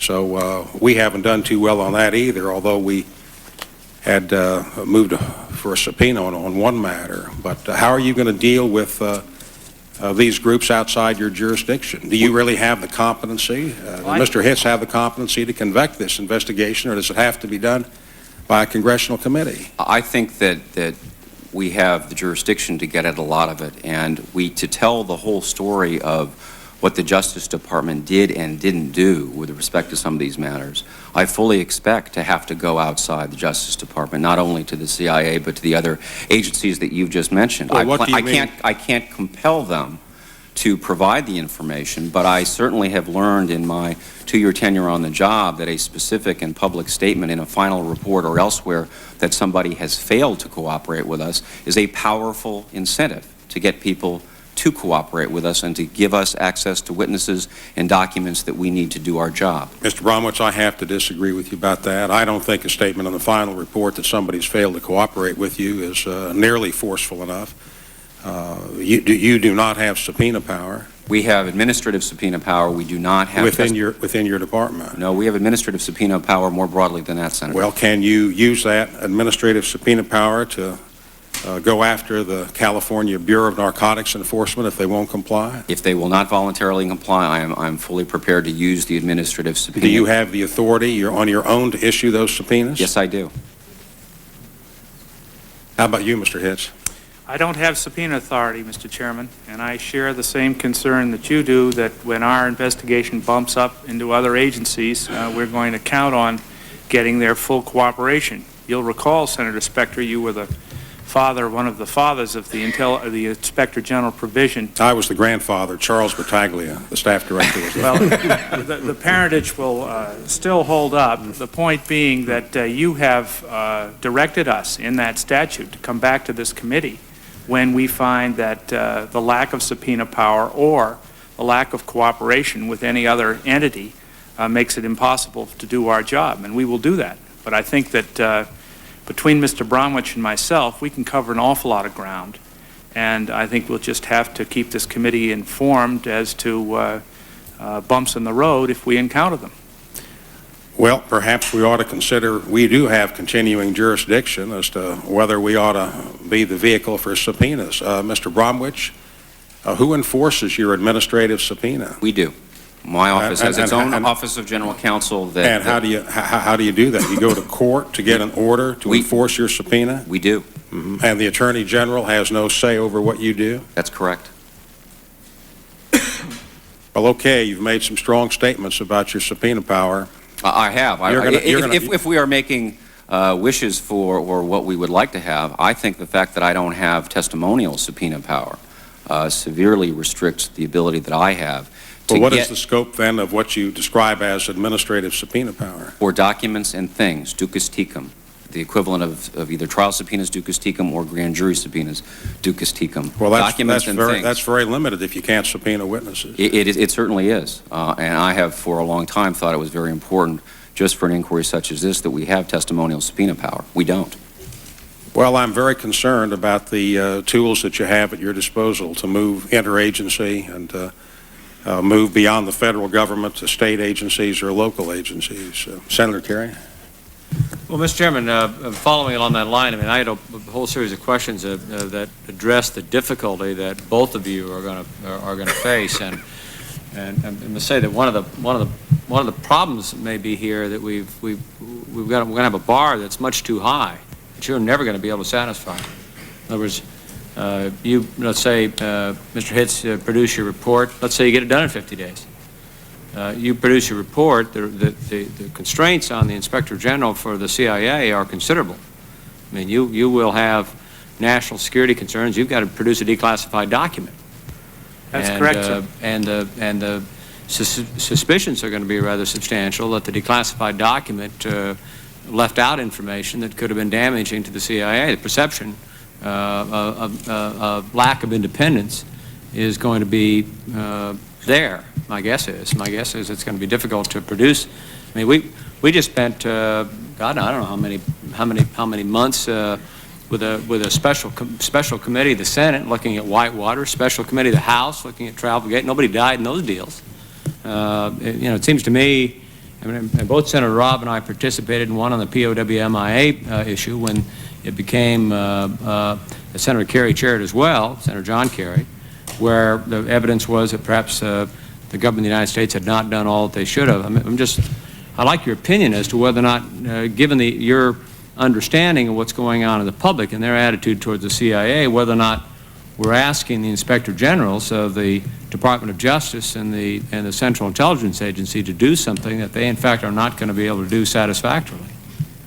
Well, I think, Senator Kerry, you're quite right to point out the fact that we can take the horse to water, but we can't force him to drink. If we produce a report that doesn't meet this high bar that you speak of, we're going to get second-guessed. But my suggestion would be, on the key matter that you just raised, for example, about declassification of materials. Now, you've got Director Deutsch's firm assurance that he's going to push that as hard as he can. He has nothing to defend here. It wasn't on his watch.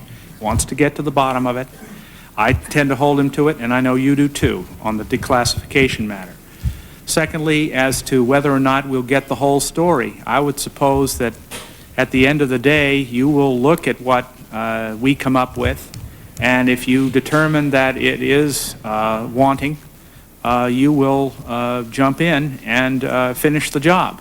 I basically feel that we ought to be given a chance to find out what went on. I perhaps have enough to do just to look at the records that were generated in CIA as a consequence of the Kerry examination, as a consequence of Iran-Contra, as a consequence of our own look-sees, before I start thinking about Department of Defense or some other outfit that might be involved. I guess, I mean, what I'm wondering is whether or not it would be advisable for you to produce, both of you, an interim report that would not be final. Lord knows, we're basically asking you to get back and give us some idea of how long it's going to take you to do your work, and likewise with you, Mr. Hitz,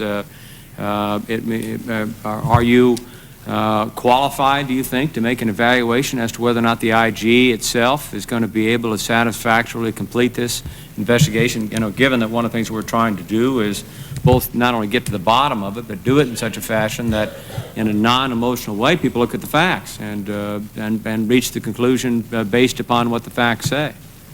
All we can do, Senator, is our best, and you're going to get it from us. I understand that, but let me redirect the question, or restate the question. I guess I don't want to redirect it.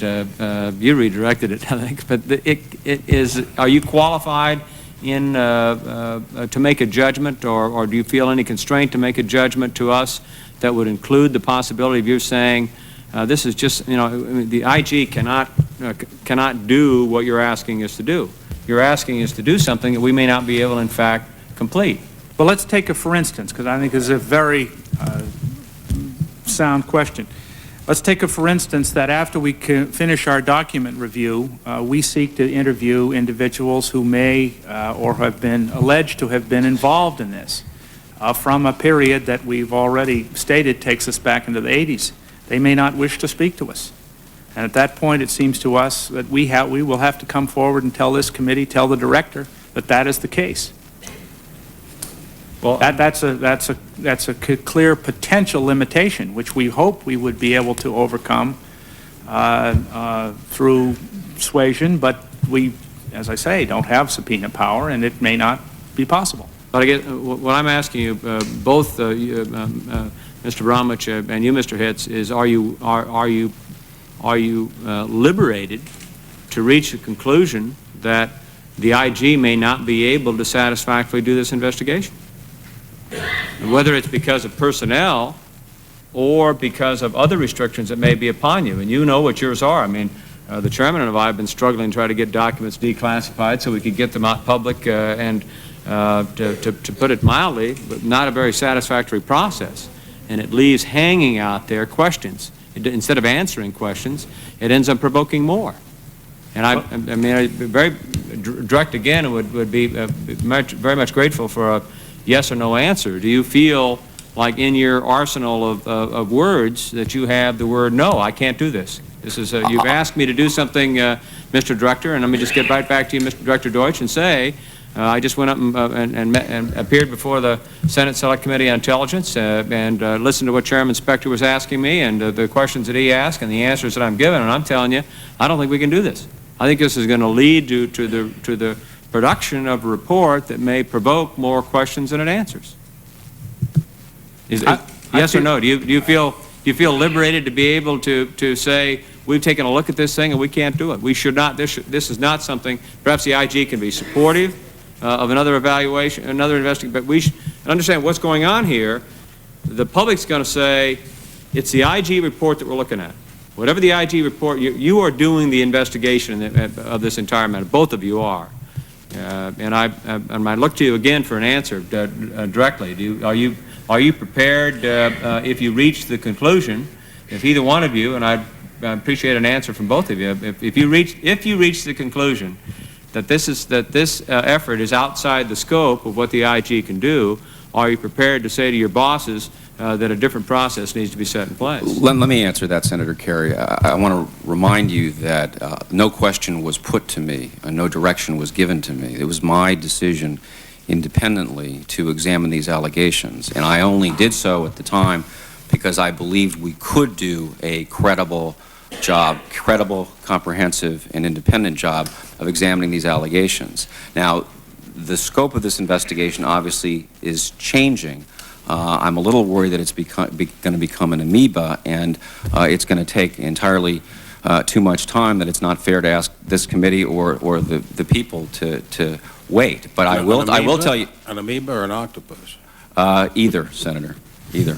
Well, I mean, I was confident and am confident that, at least on the Justice Department side, we will be able to explore many, if not all, of the questions that have been raised with respect to the allegations as first framed by the Mercury. Mr. Roberts, you have independently reached the conclusion that an IG evaluation of this is necessary. Yes, sir. Are you prepared, if you reach the conclusion that an IG evaluation of this would be insufficient, are you prepared then to say to the Attorney General of the United States of America that we have a situation here where the IG is not going to be able to do this work? And likewise to you, Mr. Hitz, if you reach the conclusion that this work is going to fall outside the scope of the IG's office, are you prepared to say to Director Deutsch, Mr. Director, I can't do this work? Yes, I'm prepared to do so, and I would obviously tell this committee that at the same time. I'm prepared to do so as well. Thank you. Thank you, Senator Kerry. Senator Robb. Thank you, Mr. Chairman. The central questions that concerned me earlier have been answered, but let me ask just one question that might refine it in terms of how we proceed from this point forward. Are you confident in proceeding with the tools that are available to you at the moment, which include the lack of subpoena power in the CIA context and the lack of anything but administrative or subpoena power for the Justice Department, that if you proceeded and ran into obstacles that you could not overcome, that by proceeding now without requesting additional tools at the outset, that you would prejudice any result or activities that might be required to be taken down the line? In other words, do you incur any risk by proceeding with the tools that are now at your disposal? I have some measure of confidence in the tools that I have at my disposal, and I'm certainly prepared to recognize limits on them. I believe that given the assessment that I have now, the tools that we do have versus the risks of going forward, and when I ultimately may conclude that we can't go far enough, I think the risk is relatively small, and I think the public interest is in permitting me and Mr. Hitz separately to go forward. Mr. Hitz? I think, Senator Robb, that I can get the tools that I need to do it, and I can assure this committee and assure you personally that if I don't, you will know about it. And I don't think the point that you raised by not being able to foretell all that we'll need at the present time is prejudicial as far as I can see. I mean, we have, for example, we can't reach former employees. The classification power belongs to the Director of Central Intelligence, not to us, but with respect to that, Director Deutsch has made it clear that he wants to declassify this. He wants a public record on this as much as he can, and we're going to hold him to it. And you'll know if he will be the first to tell you if he's got a problem. Thank you. Mr. Chairman, I would suggest that perhaps, and this is consistent with your request for a finite or specific timeline, that some regular interim reports about progress to the committee, not as extensive as a full interim report by any means, but simply an indication of progress and the availability or lack of availability of necessary tools or resources to continue the project in accordance with the timeline that has been generally agreed to, i.e. is to proceed as rapidly as possible to come to a factual conclusion, would be appropriate. I have no further questions. Thank you very much, Senator Robb. I think we do have to maintain continuing oversight as to what is going on here. One of the options of the committee is to run the investigation ourselves, and that is a difficult thing to do for a lot of reasons, but I have grave reservations, as we've expressed them, and Senator Kerry has, and Senator Robb raises the question about how we're going to do it, as to whether you have sufficient authority. And the brutal fact of life is that even when Congress, when committees ask the executive branch to disclose materials, it is very, very difficult, somewhere between very, very difficult to impossible to get them disclosed in a timely manner. And Mr. Bloom has testified about that, and I could tell you war stories about it which support it. And we have a matter here which is very, very important and a lot of public concern and justified public concern, and it is a part of the overall skepticism about what goes on in government.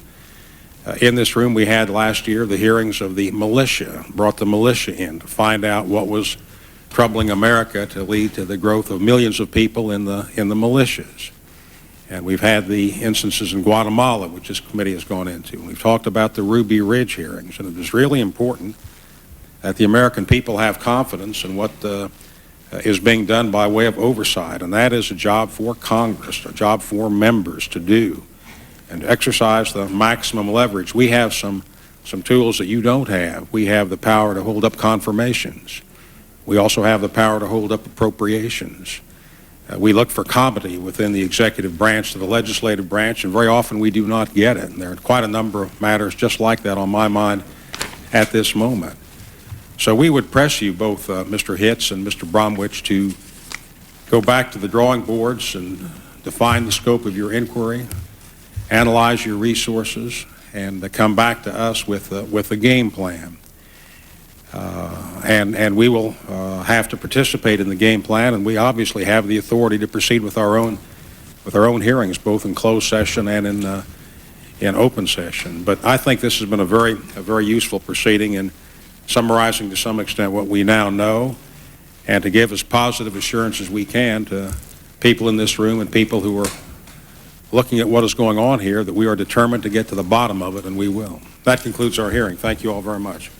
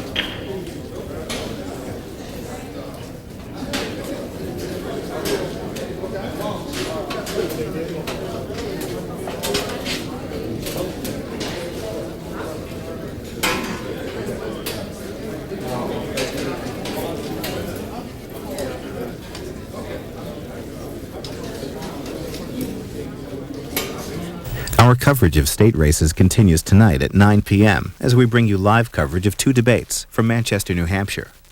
First, a debate for the U.S. Senate between Democratic candidate Dick Swett and incumbent Republican Senator Bob Smith.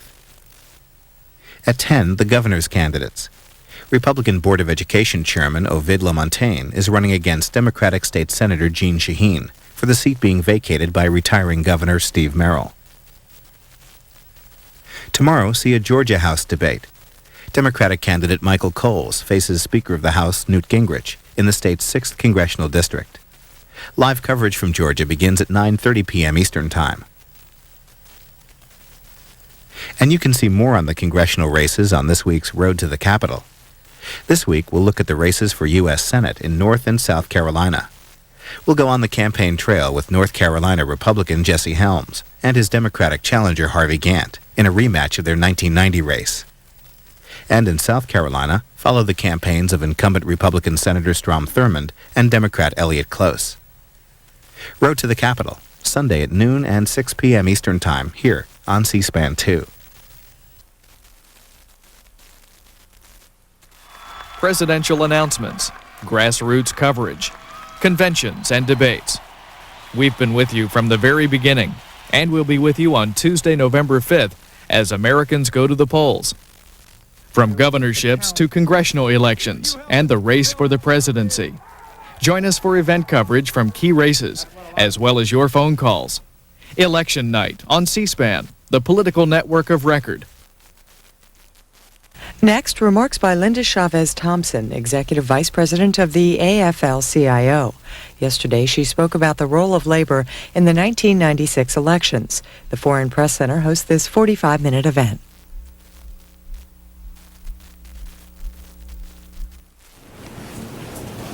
Welcome to the Washington Foreign Press Center. My name's Jake Gillespie. I'm the director of the USIA's Foreign Press Centers. Today, in a fascinating continuation, I think, of our series of briefings on Campaign 96, we are very pleased to have the ranking woman official of the AFL-CIO, Linda Chavez-Thompson. You have the biographies. I will not go into detail. They are extensive and remarkable and an impressive accomplishment, series of accomplishments. This year, for the first time in the past 2 or 3 elections, the AFL-CIO has decided to play a really major participatory role. A number of our briefers have commented on this. We're very fortunate today to hear directly from a senior representative of the Federation about that contribution and why. Ms. Chavez-Thompson, welcome. Thank you very much. Welcome to the Foreign Press Center. Thank you very much, Jake. I appreciate being here, and I do want to thank you and David Hunter for the invitation to be with you today. And I will take questions and answers. I would like, however, to make a few remarks and open with a few remarks about what the AFL-CIO is doing and some of the perspective that we have in regards to this election. David suggested that I start out with a few of those observations as to what the AFL-CIO is doing this election year. And I'll be honest with you, it's been an exciting time in the labor movement since there was new leadership elected October 25th of 1995. John Sweeney, the President, Secretary Treasurer Richard Trumka, and I have, of course, been traveling all over the country, and it's been absolutely exciting to see the new energy, and we hope to see a lot of active people, have been active people working on this election. First, in all honesty, we feel that there has never been more at stake for America's working families than in this election year of 1996, because they are feeling pressured as never before, and they are feeling as under attack as never before. Most working people in this country have seen their incomes decline, especially over the last 2 decades, and they need government on their side. But this Congress, led by Bob Dole and Newt Gingrich, is the worst that working families have ever had, and we're talking in the last 20 years. They had the chance to make life easier for working families, but they did the exact opposite. From the day they got control of Capitol Hill, they tried to make things better for the rich at our expense. And in this country, we have 2 societies, the rich and everyone else. They aimed to give tax breaks to corporations and the wealthy while savaging our Medicare, our student loans, pensions, worker and consumer protection. We compared that to the record of President Clinton, who increased the minimum wage, passed the family and medical leave, created new jobs, and invested in America's future. And that's why the labor movement decided very early on that we were going to fight back against the Gingrich-Dole Congress. We have been fighting hard, and of course, in just recent months, I think all of you have seen the attacks that organized labor has suffered across this country. But We feel that that's okay, and the reason for that is because we actually got to set the national agenda on what the issues were for working families. And so we figured that we were going to be attacked. But we feel that we are winning. We believe that working families and their unions have re-emerged as a national political force in the United States. This year, we built a base of 100 activists in each of the 435 congressional districts in the country. And we're building even greater efforts in more than 100 of those congressional districts. We're providing education and information on the issues that affect working families, and we're judging candidates on whether they support the issues that we're fighting for. Fair rewards for work, true equality for all Americans, regardless of their gender or color, regardless of their sexual orientation or the land where they were born, support for education, Medicare, Medicaid, worker health and safety, and environmental protection, and an end to the giant tax giveaways to big business. That's where the American labor movement stands. Third, let me stress one important fact about our politics. It isn't about Republicans or Democrats or independents or libertarians. It is about issues that mean a better life for working families around the nation. And it's about building a broader movement for active workers. The fourth point that we in the AFL-CIO have is that we've never had a better chance to make a difference. We believe that we are going to be a big difference in this election. In 1994, 29 congressional races were decided by fewer than 5,000 votes. And these were in districts where 20,000 to 80,000 union members live. We can have a major impact on key races, just like we already did in the Ron Wyden race for senator in Oregon, and we can change the focus of the national debate for years to come. The fifth point is that this is exactly what we've been asked to do by our union members. The mandate from them is as clear as it can be.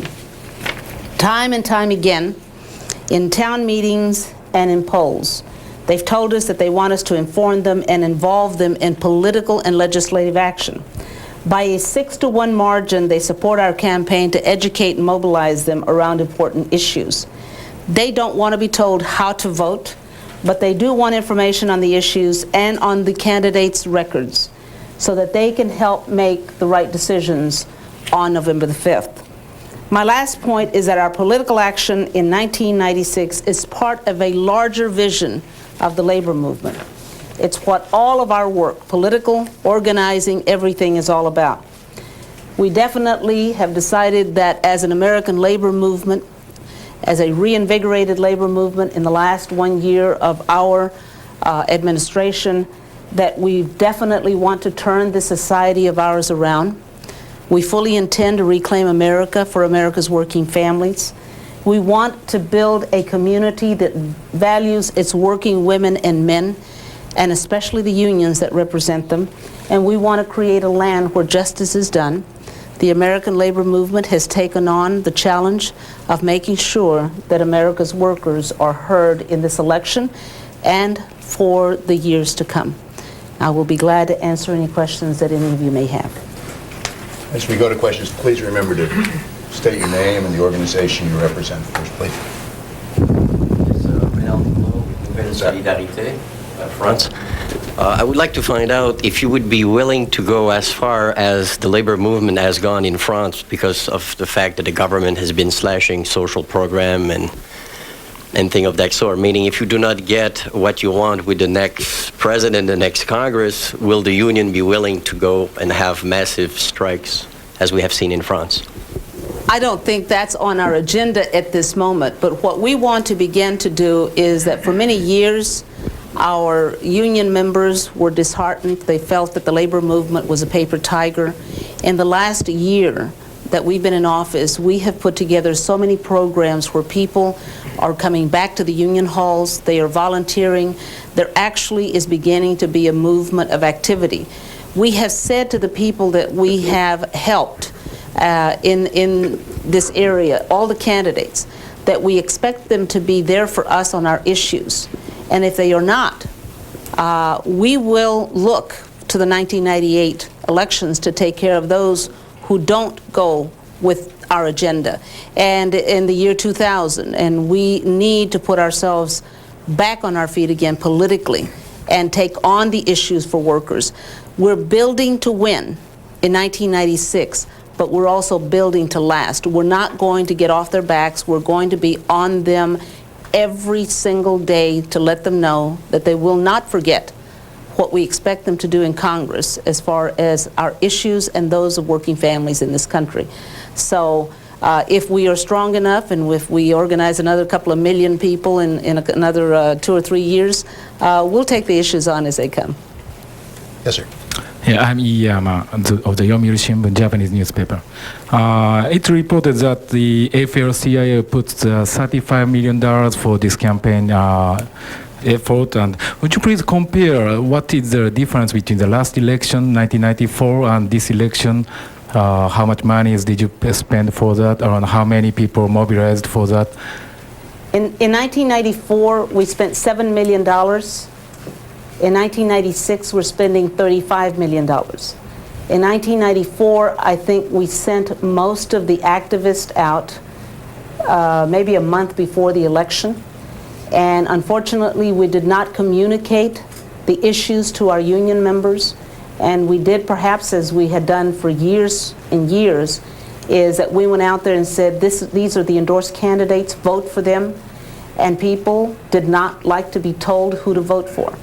They said, tell us who they are, tell us what their votes are, let me make the decision as to who to vote for, and that's exactly what we've done. We've not spent a single penny of these $35 million on any particular candidate. What we have done is we've asked people in many of these congressional districts, is this what you voted for this particular congressperson? Is this what you voted for this congressperson to do in Congress this year? To cut Medicare, to cut Medicaid, to shut down the government. Is this what you elected these people for? And then you make the decision on which candidate represents your interest. But we haven't spent a single penny. Now they're attacking us and they're talking about our $35 million. 7-1, the AFL-CIO is outspent by big business, corporations, the big multinational corporations especially, who like the status quo, who don't want to have to answer to the workers, who don't want to have to answer to the communities that they live in. And we're saying that we're pointing a finger to corporate America, and we're going to show the truth about the people who voted for these tax giveaways and for corporate welfare. And we fully intended to do that, and that's the message we've gotten. By, as I said before, by a 6-to-1 margin, our members said, tell us what the issues are, tell us how people voted, let us make the decisions as to who to vote for. Just one point. What do you think the effort of the Chamber of Commerce? Do they put up their effort much more than the 94 election? I think they thought we were a paper tiger this year, and they ignored us for the first few months to their detriment. We were way ahead of them on the issues that we felt working Americans. See, that's the other key here. The AFL-CIO represents over 13 million members in this country. But we're not just representing the interests of 13 million people. We're representing the interest of all workers in this country. Somebody has to. There is no other organization in this country who represents the interest of working Americans. We have to speak for them because they have no voice. So we decided to do this. They thought that we were the AFL-CIO of old. We are not. We are beginning to have an impact because we've coalesced with religious groups, civic groups, community groups. We held 30 town hall meetings in cities across America where we heard from every person from every walk of life, homeless people, people who work 2 jobs. And at these town hall meetings, John Sweeney, Richard Trumka, and I heard what America is saying, people who go out with jobs with just no benefits. I mean, this is casual, temporary, part-time jobs that pay minimum wage or a few pennies above that. We were hearing the hurt, and it wasn't just union members, it was union families that were hurting. And that's the message that we carried back out to our union members as to not who to vote for, but vote in your self-interest. Vote for someone who is not trying to take away your right to collective bargaining. Vote for someone who's not trying to put together a team act to take your right to say what happens on the job. Vote for Congress that wants to, the Congress people that want to increase your minimum wage for those that are the least of us that earn. So those are the kind of things that we put before our union members, and we did it a lot different than we have ever done it before. Michael Stutchbury, Australian Financial Review. As with the previous question, you're spending a lot of money on the congressional races, and presumably you're getting some feedback about how the races are stacking up. I was wondering if you can give us a readout, as it were, of how you think, particularly for the House of Representatives, the race is going, and what chance the Democrats have of getting a majority in the Congress. I think we're running almost a dead heat for the Congress. I think just in recent days, you've seen more of Speaker Gingrich, who I think is running a little scared in as far as losing the Congress. I think he was overheard to have said that if he lost the Congress, he would resign. Now he says that he's not going to resign, that he never said that. We all cheered when we heard that. But that's okay. Even if we take the Congress, I think for us, it would be nice to see him give the gavel back. But the point here is that they now, as we see it, are kind of more concentration on the congressional race.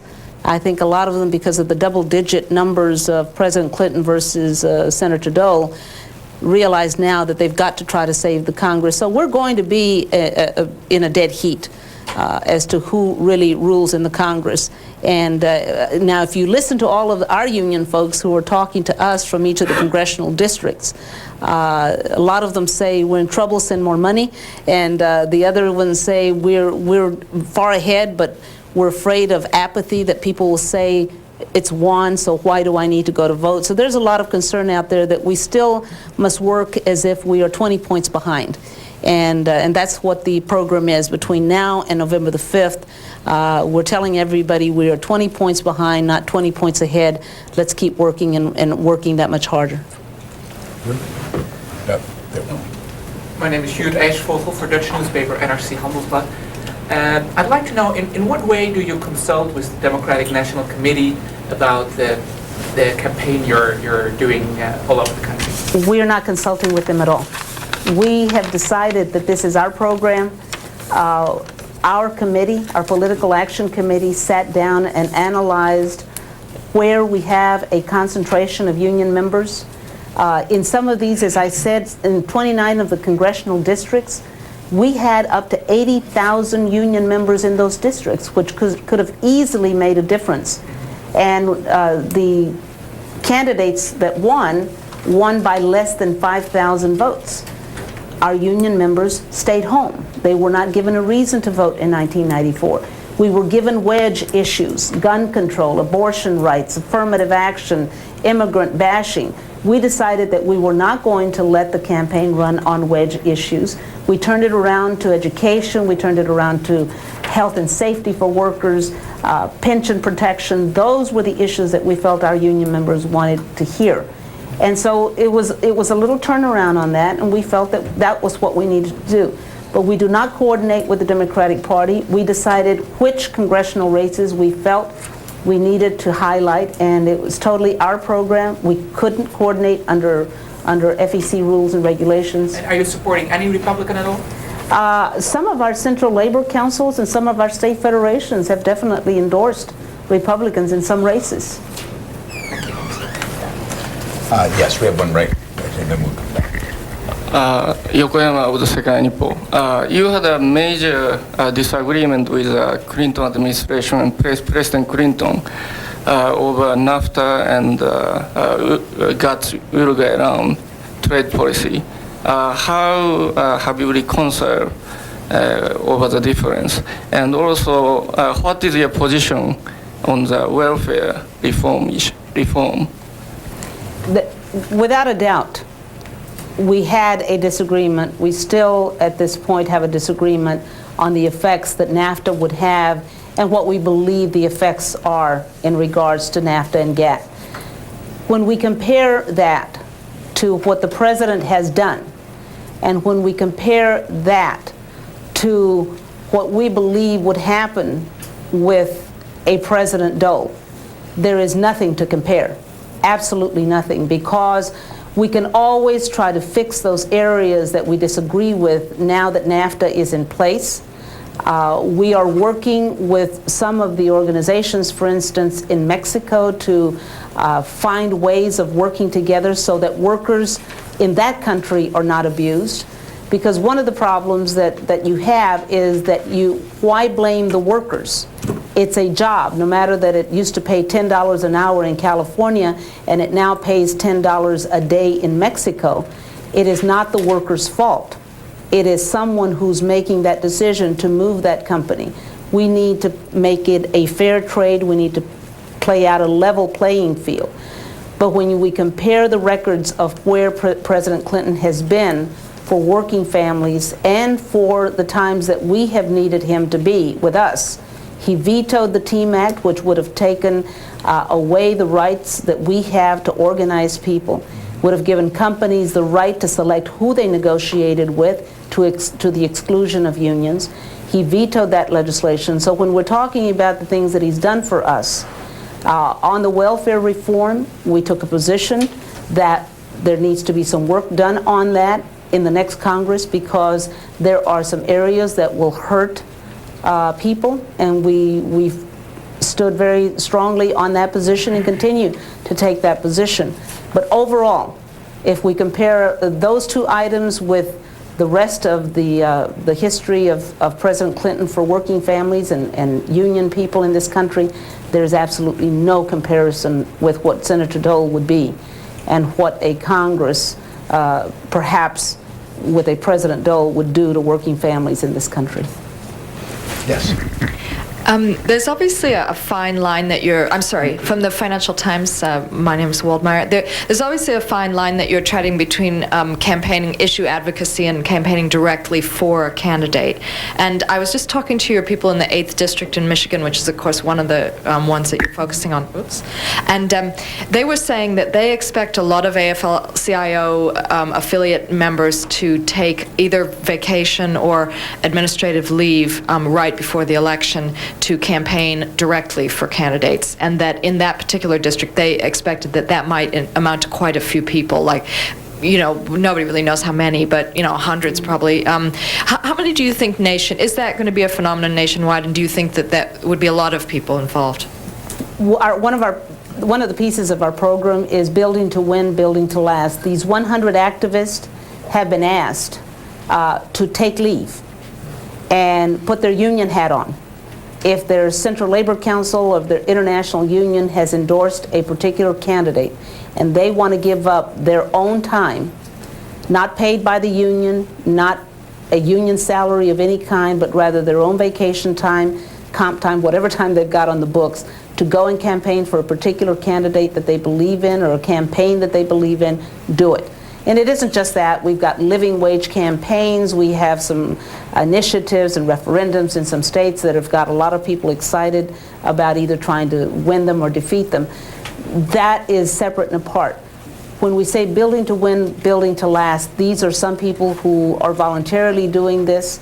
We've gone out there and said, you must take this country back, and people have literally said, we will, and we're giving up our vacation time, our comp time, anything to make it happen. Just 100? No, in each congressional district. We're talking about 100 in each congressional district, and each one of those 100 was then asked to go find 10 more in each congressional district to activate union members to try to do something. What we get in this country time and time again is that we have people who say, my vote doesn't make a difference, it's politics as usual.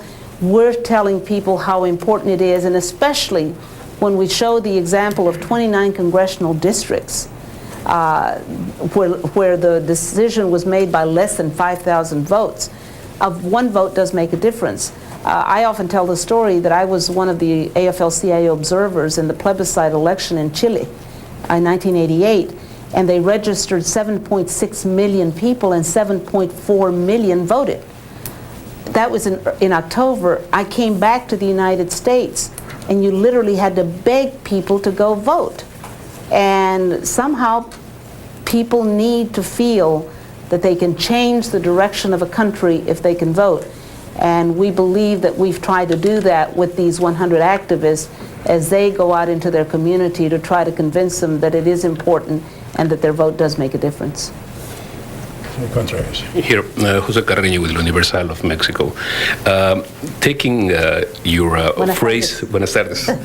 Taking your phrase that building to last, it is said that this election is the first shot for the year 2000 election.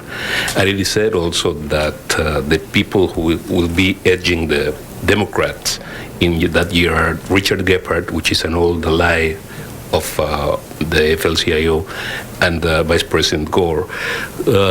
I know that it's a bit too early, but where are you there? Where are we there? We're not there. We're trying to get past this one in 1996. Oh, I can't. I couldn't say because that will take a process within the Constitution of the AFL-CIO, within our Committee on Political Education, that all of the international unions representing, we have a general board of 78 unions, and these 78 unions recommend the endorsement of who for president in the next in the next term for 4 years. Excuse me, you mean there is a chance, however slim, that you will not support Gephardt? No, I'm not saying that. What I am saying is that I don't think at this moment the three officers, including myself, make the decision. We leave the decision to the General Board of the AFL-CIO. There are people who absolutely will die on the vine for Dick Gephardt. Then you have people that absolutely think that Al Gore will be the candidate. So you have to try to figure out what's best for the labor movement and come together on that. And I think those decisions, of course, will be made, but not this year. Thank you. Carola Karps, Frankfurter Allgemeine. After this huge effort to get Clinton elected, what do you expect of him for the next 4 years? What is your legislative agenda? And I have a second question. The energy you are talking about, does this translate already into new membership? Are you gaining membership, and do you gain in the traditional areas, not in the public sector area? One of the things that we decided early on that we were going to, as far as organizing, we're going to take a look at new areas. You know, we have traditionally organized in the same old tradition. Places that really aren't there anymore. Manufacturing is not at the level that it should be. So we have to go to service-related jobs, and we have continued to put our program together. One of the organizing campaigns that we have right now are the strawberry workers out of California. There's 20,000 strawberry workers that we are trying to organize, and that it's one of the major campaigns that we have right now.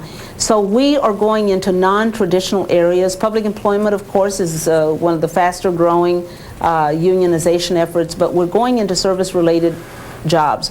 We're also going into areas where people speak a different language, where more women are in the workforce today in service-related jobs where there are more women. We are going into those areas. We're going to be hiring and have hired more women organizers, more Asian American organizers, more Latinos, more African Americans. And so the highlight will be in many of those areas where there's a high density of new workers. And we're going to be organizing them in their language. And we're going to be sending people in there who can communicate in their language. And that's one particular piece. When you also talk about what's on our agenda, it's very simple.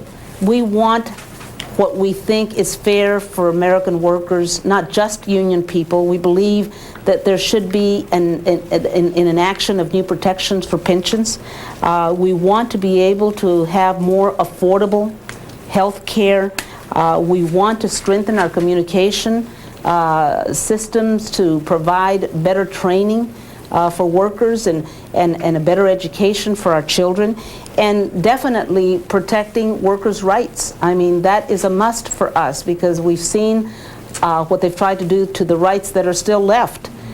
They tried to strip OSHA. They tried to take away money from the Department of Labor that would have literally left the safety inspections to the corporations and the companies, and those companies would have given a piece of paper, a certificate that says, we are safe, we inspected ourselves and we are safe, and you cannot come in here unless a worker gets killed, maimed, or badly hurt. And that is one of the issues that we stood on very strongly with President Clinton when the government shut down, because of the kind of monies that were taken that would have left us without any inspectors in OSHA. So those are the kind of things that we want to make sure are there. Particular legislation, we're not there yet, but very definitely striker replacement protection for workers, because one of the things that we are doing is that we're also building within our communities. When we say building, building to win, building to last, we also recognize that we must work within our communities. Just as we point a finger to corporate America and big business doesn't care about the workers and doesn't care about the communities that they live in, we as labor must also take a look that we be active and that we be known within our communities, because if we have a strike, we don't want that community lined up to take our jobs. We want that community supporting what we are doing because of what we need to protect for ourselves. When a company moves away and there's a loss of jobs, the whole community suffers. The loss of property tax base, the loss of income for the community. We want to be able to work within those communities with the different civic, religious, civil rights, women's groups, Latino groups, all kind of groups that work within that community. And we want to be able to say, we stand with you on your issues, but at the same time, that they stand with us on our issues. So it's a long-term relationship that we are building for the future, and we believe also that these very same people that we work with, whether it's a school bond or livable wage campaign or whatever, when we knock on their door, we believe that they will be more receptive to join unions than they have been in the past. And recently we had a poll that said that people are asked about their opinion approval of unions, and it's high. It's in the 68%, whereas before we were in the low 30s. Yes. Yeah, I'm Tracy Wall from Pacifica Network News. We've seen a campaign where candidates have self-consciously tried to distance themselves from the label of liberal or progressive. Very few, it seems, are willing to come out and identify with those labels. Given the presence of your campaign, have you seen any candidates who change the way that they're describing themselves in order to appeal to some of the issue areas that you've highlighted? Not in particular, but I believe that there was more of that in '94 than there is in '96, because we set an agenda that said, do you care about your family? Do you care about your children? Do you care about what happens to the elderly? Do you care about the protection of the environment? And those are some of the issues that we brought out on the town hall meetings that we had in these 30 cities that we talked about. Union people weren't just talking about protect my job, keep my pension, I don't care about anybody else. We had a union steel worker in Columbus, Ohio say, I've got a good pension, I've got a good job, I'm fairly secure, at least for the present time, but I have 3 sons at home and they can't find jobs above minimum wage and they can't move out. We had a mother in Denver who said, I have a 2.5-year-old son, I work 12-hour a day jobs, 2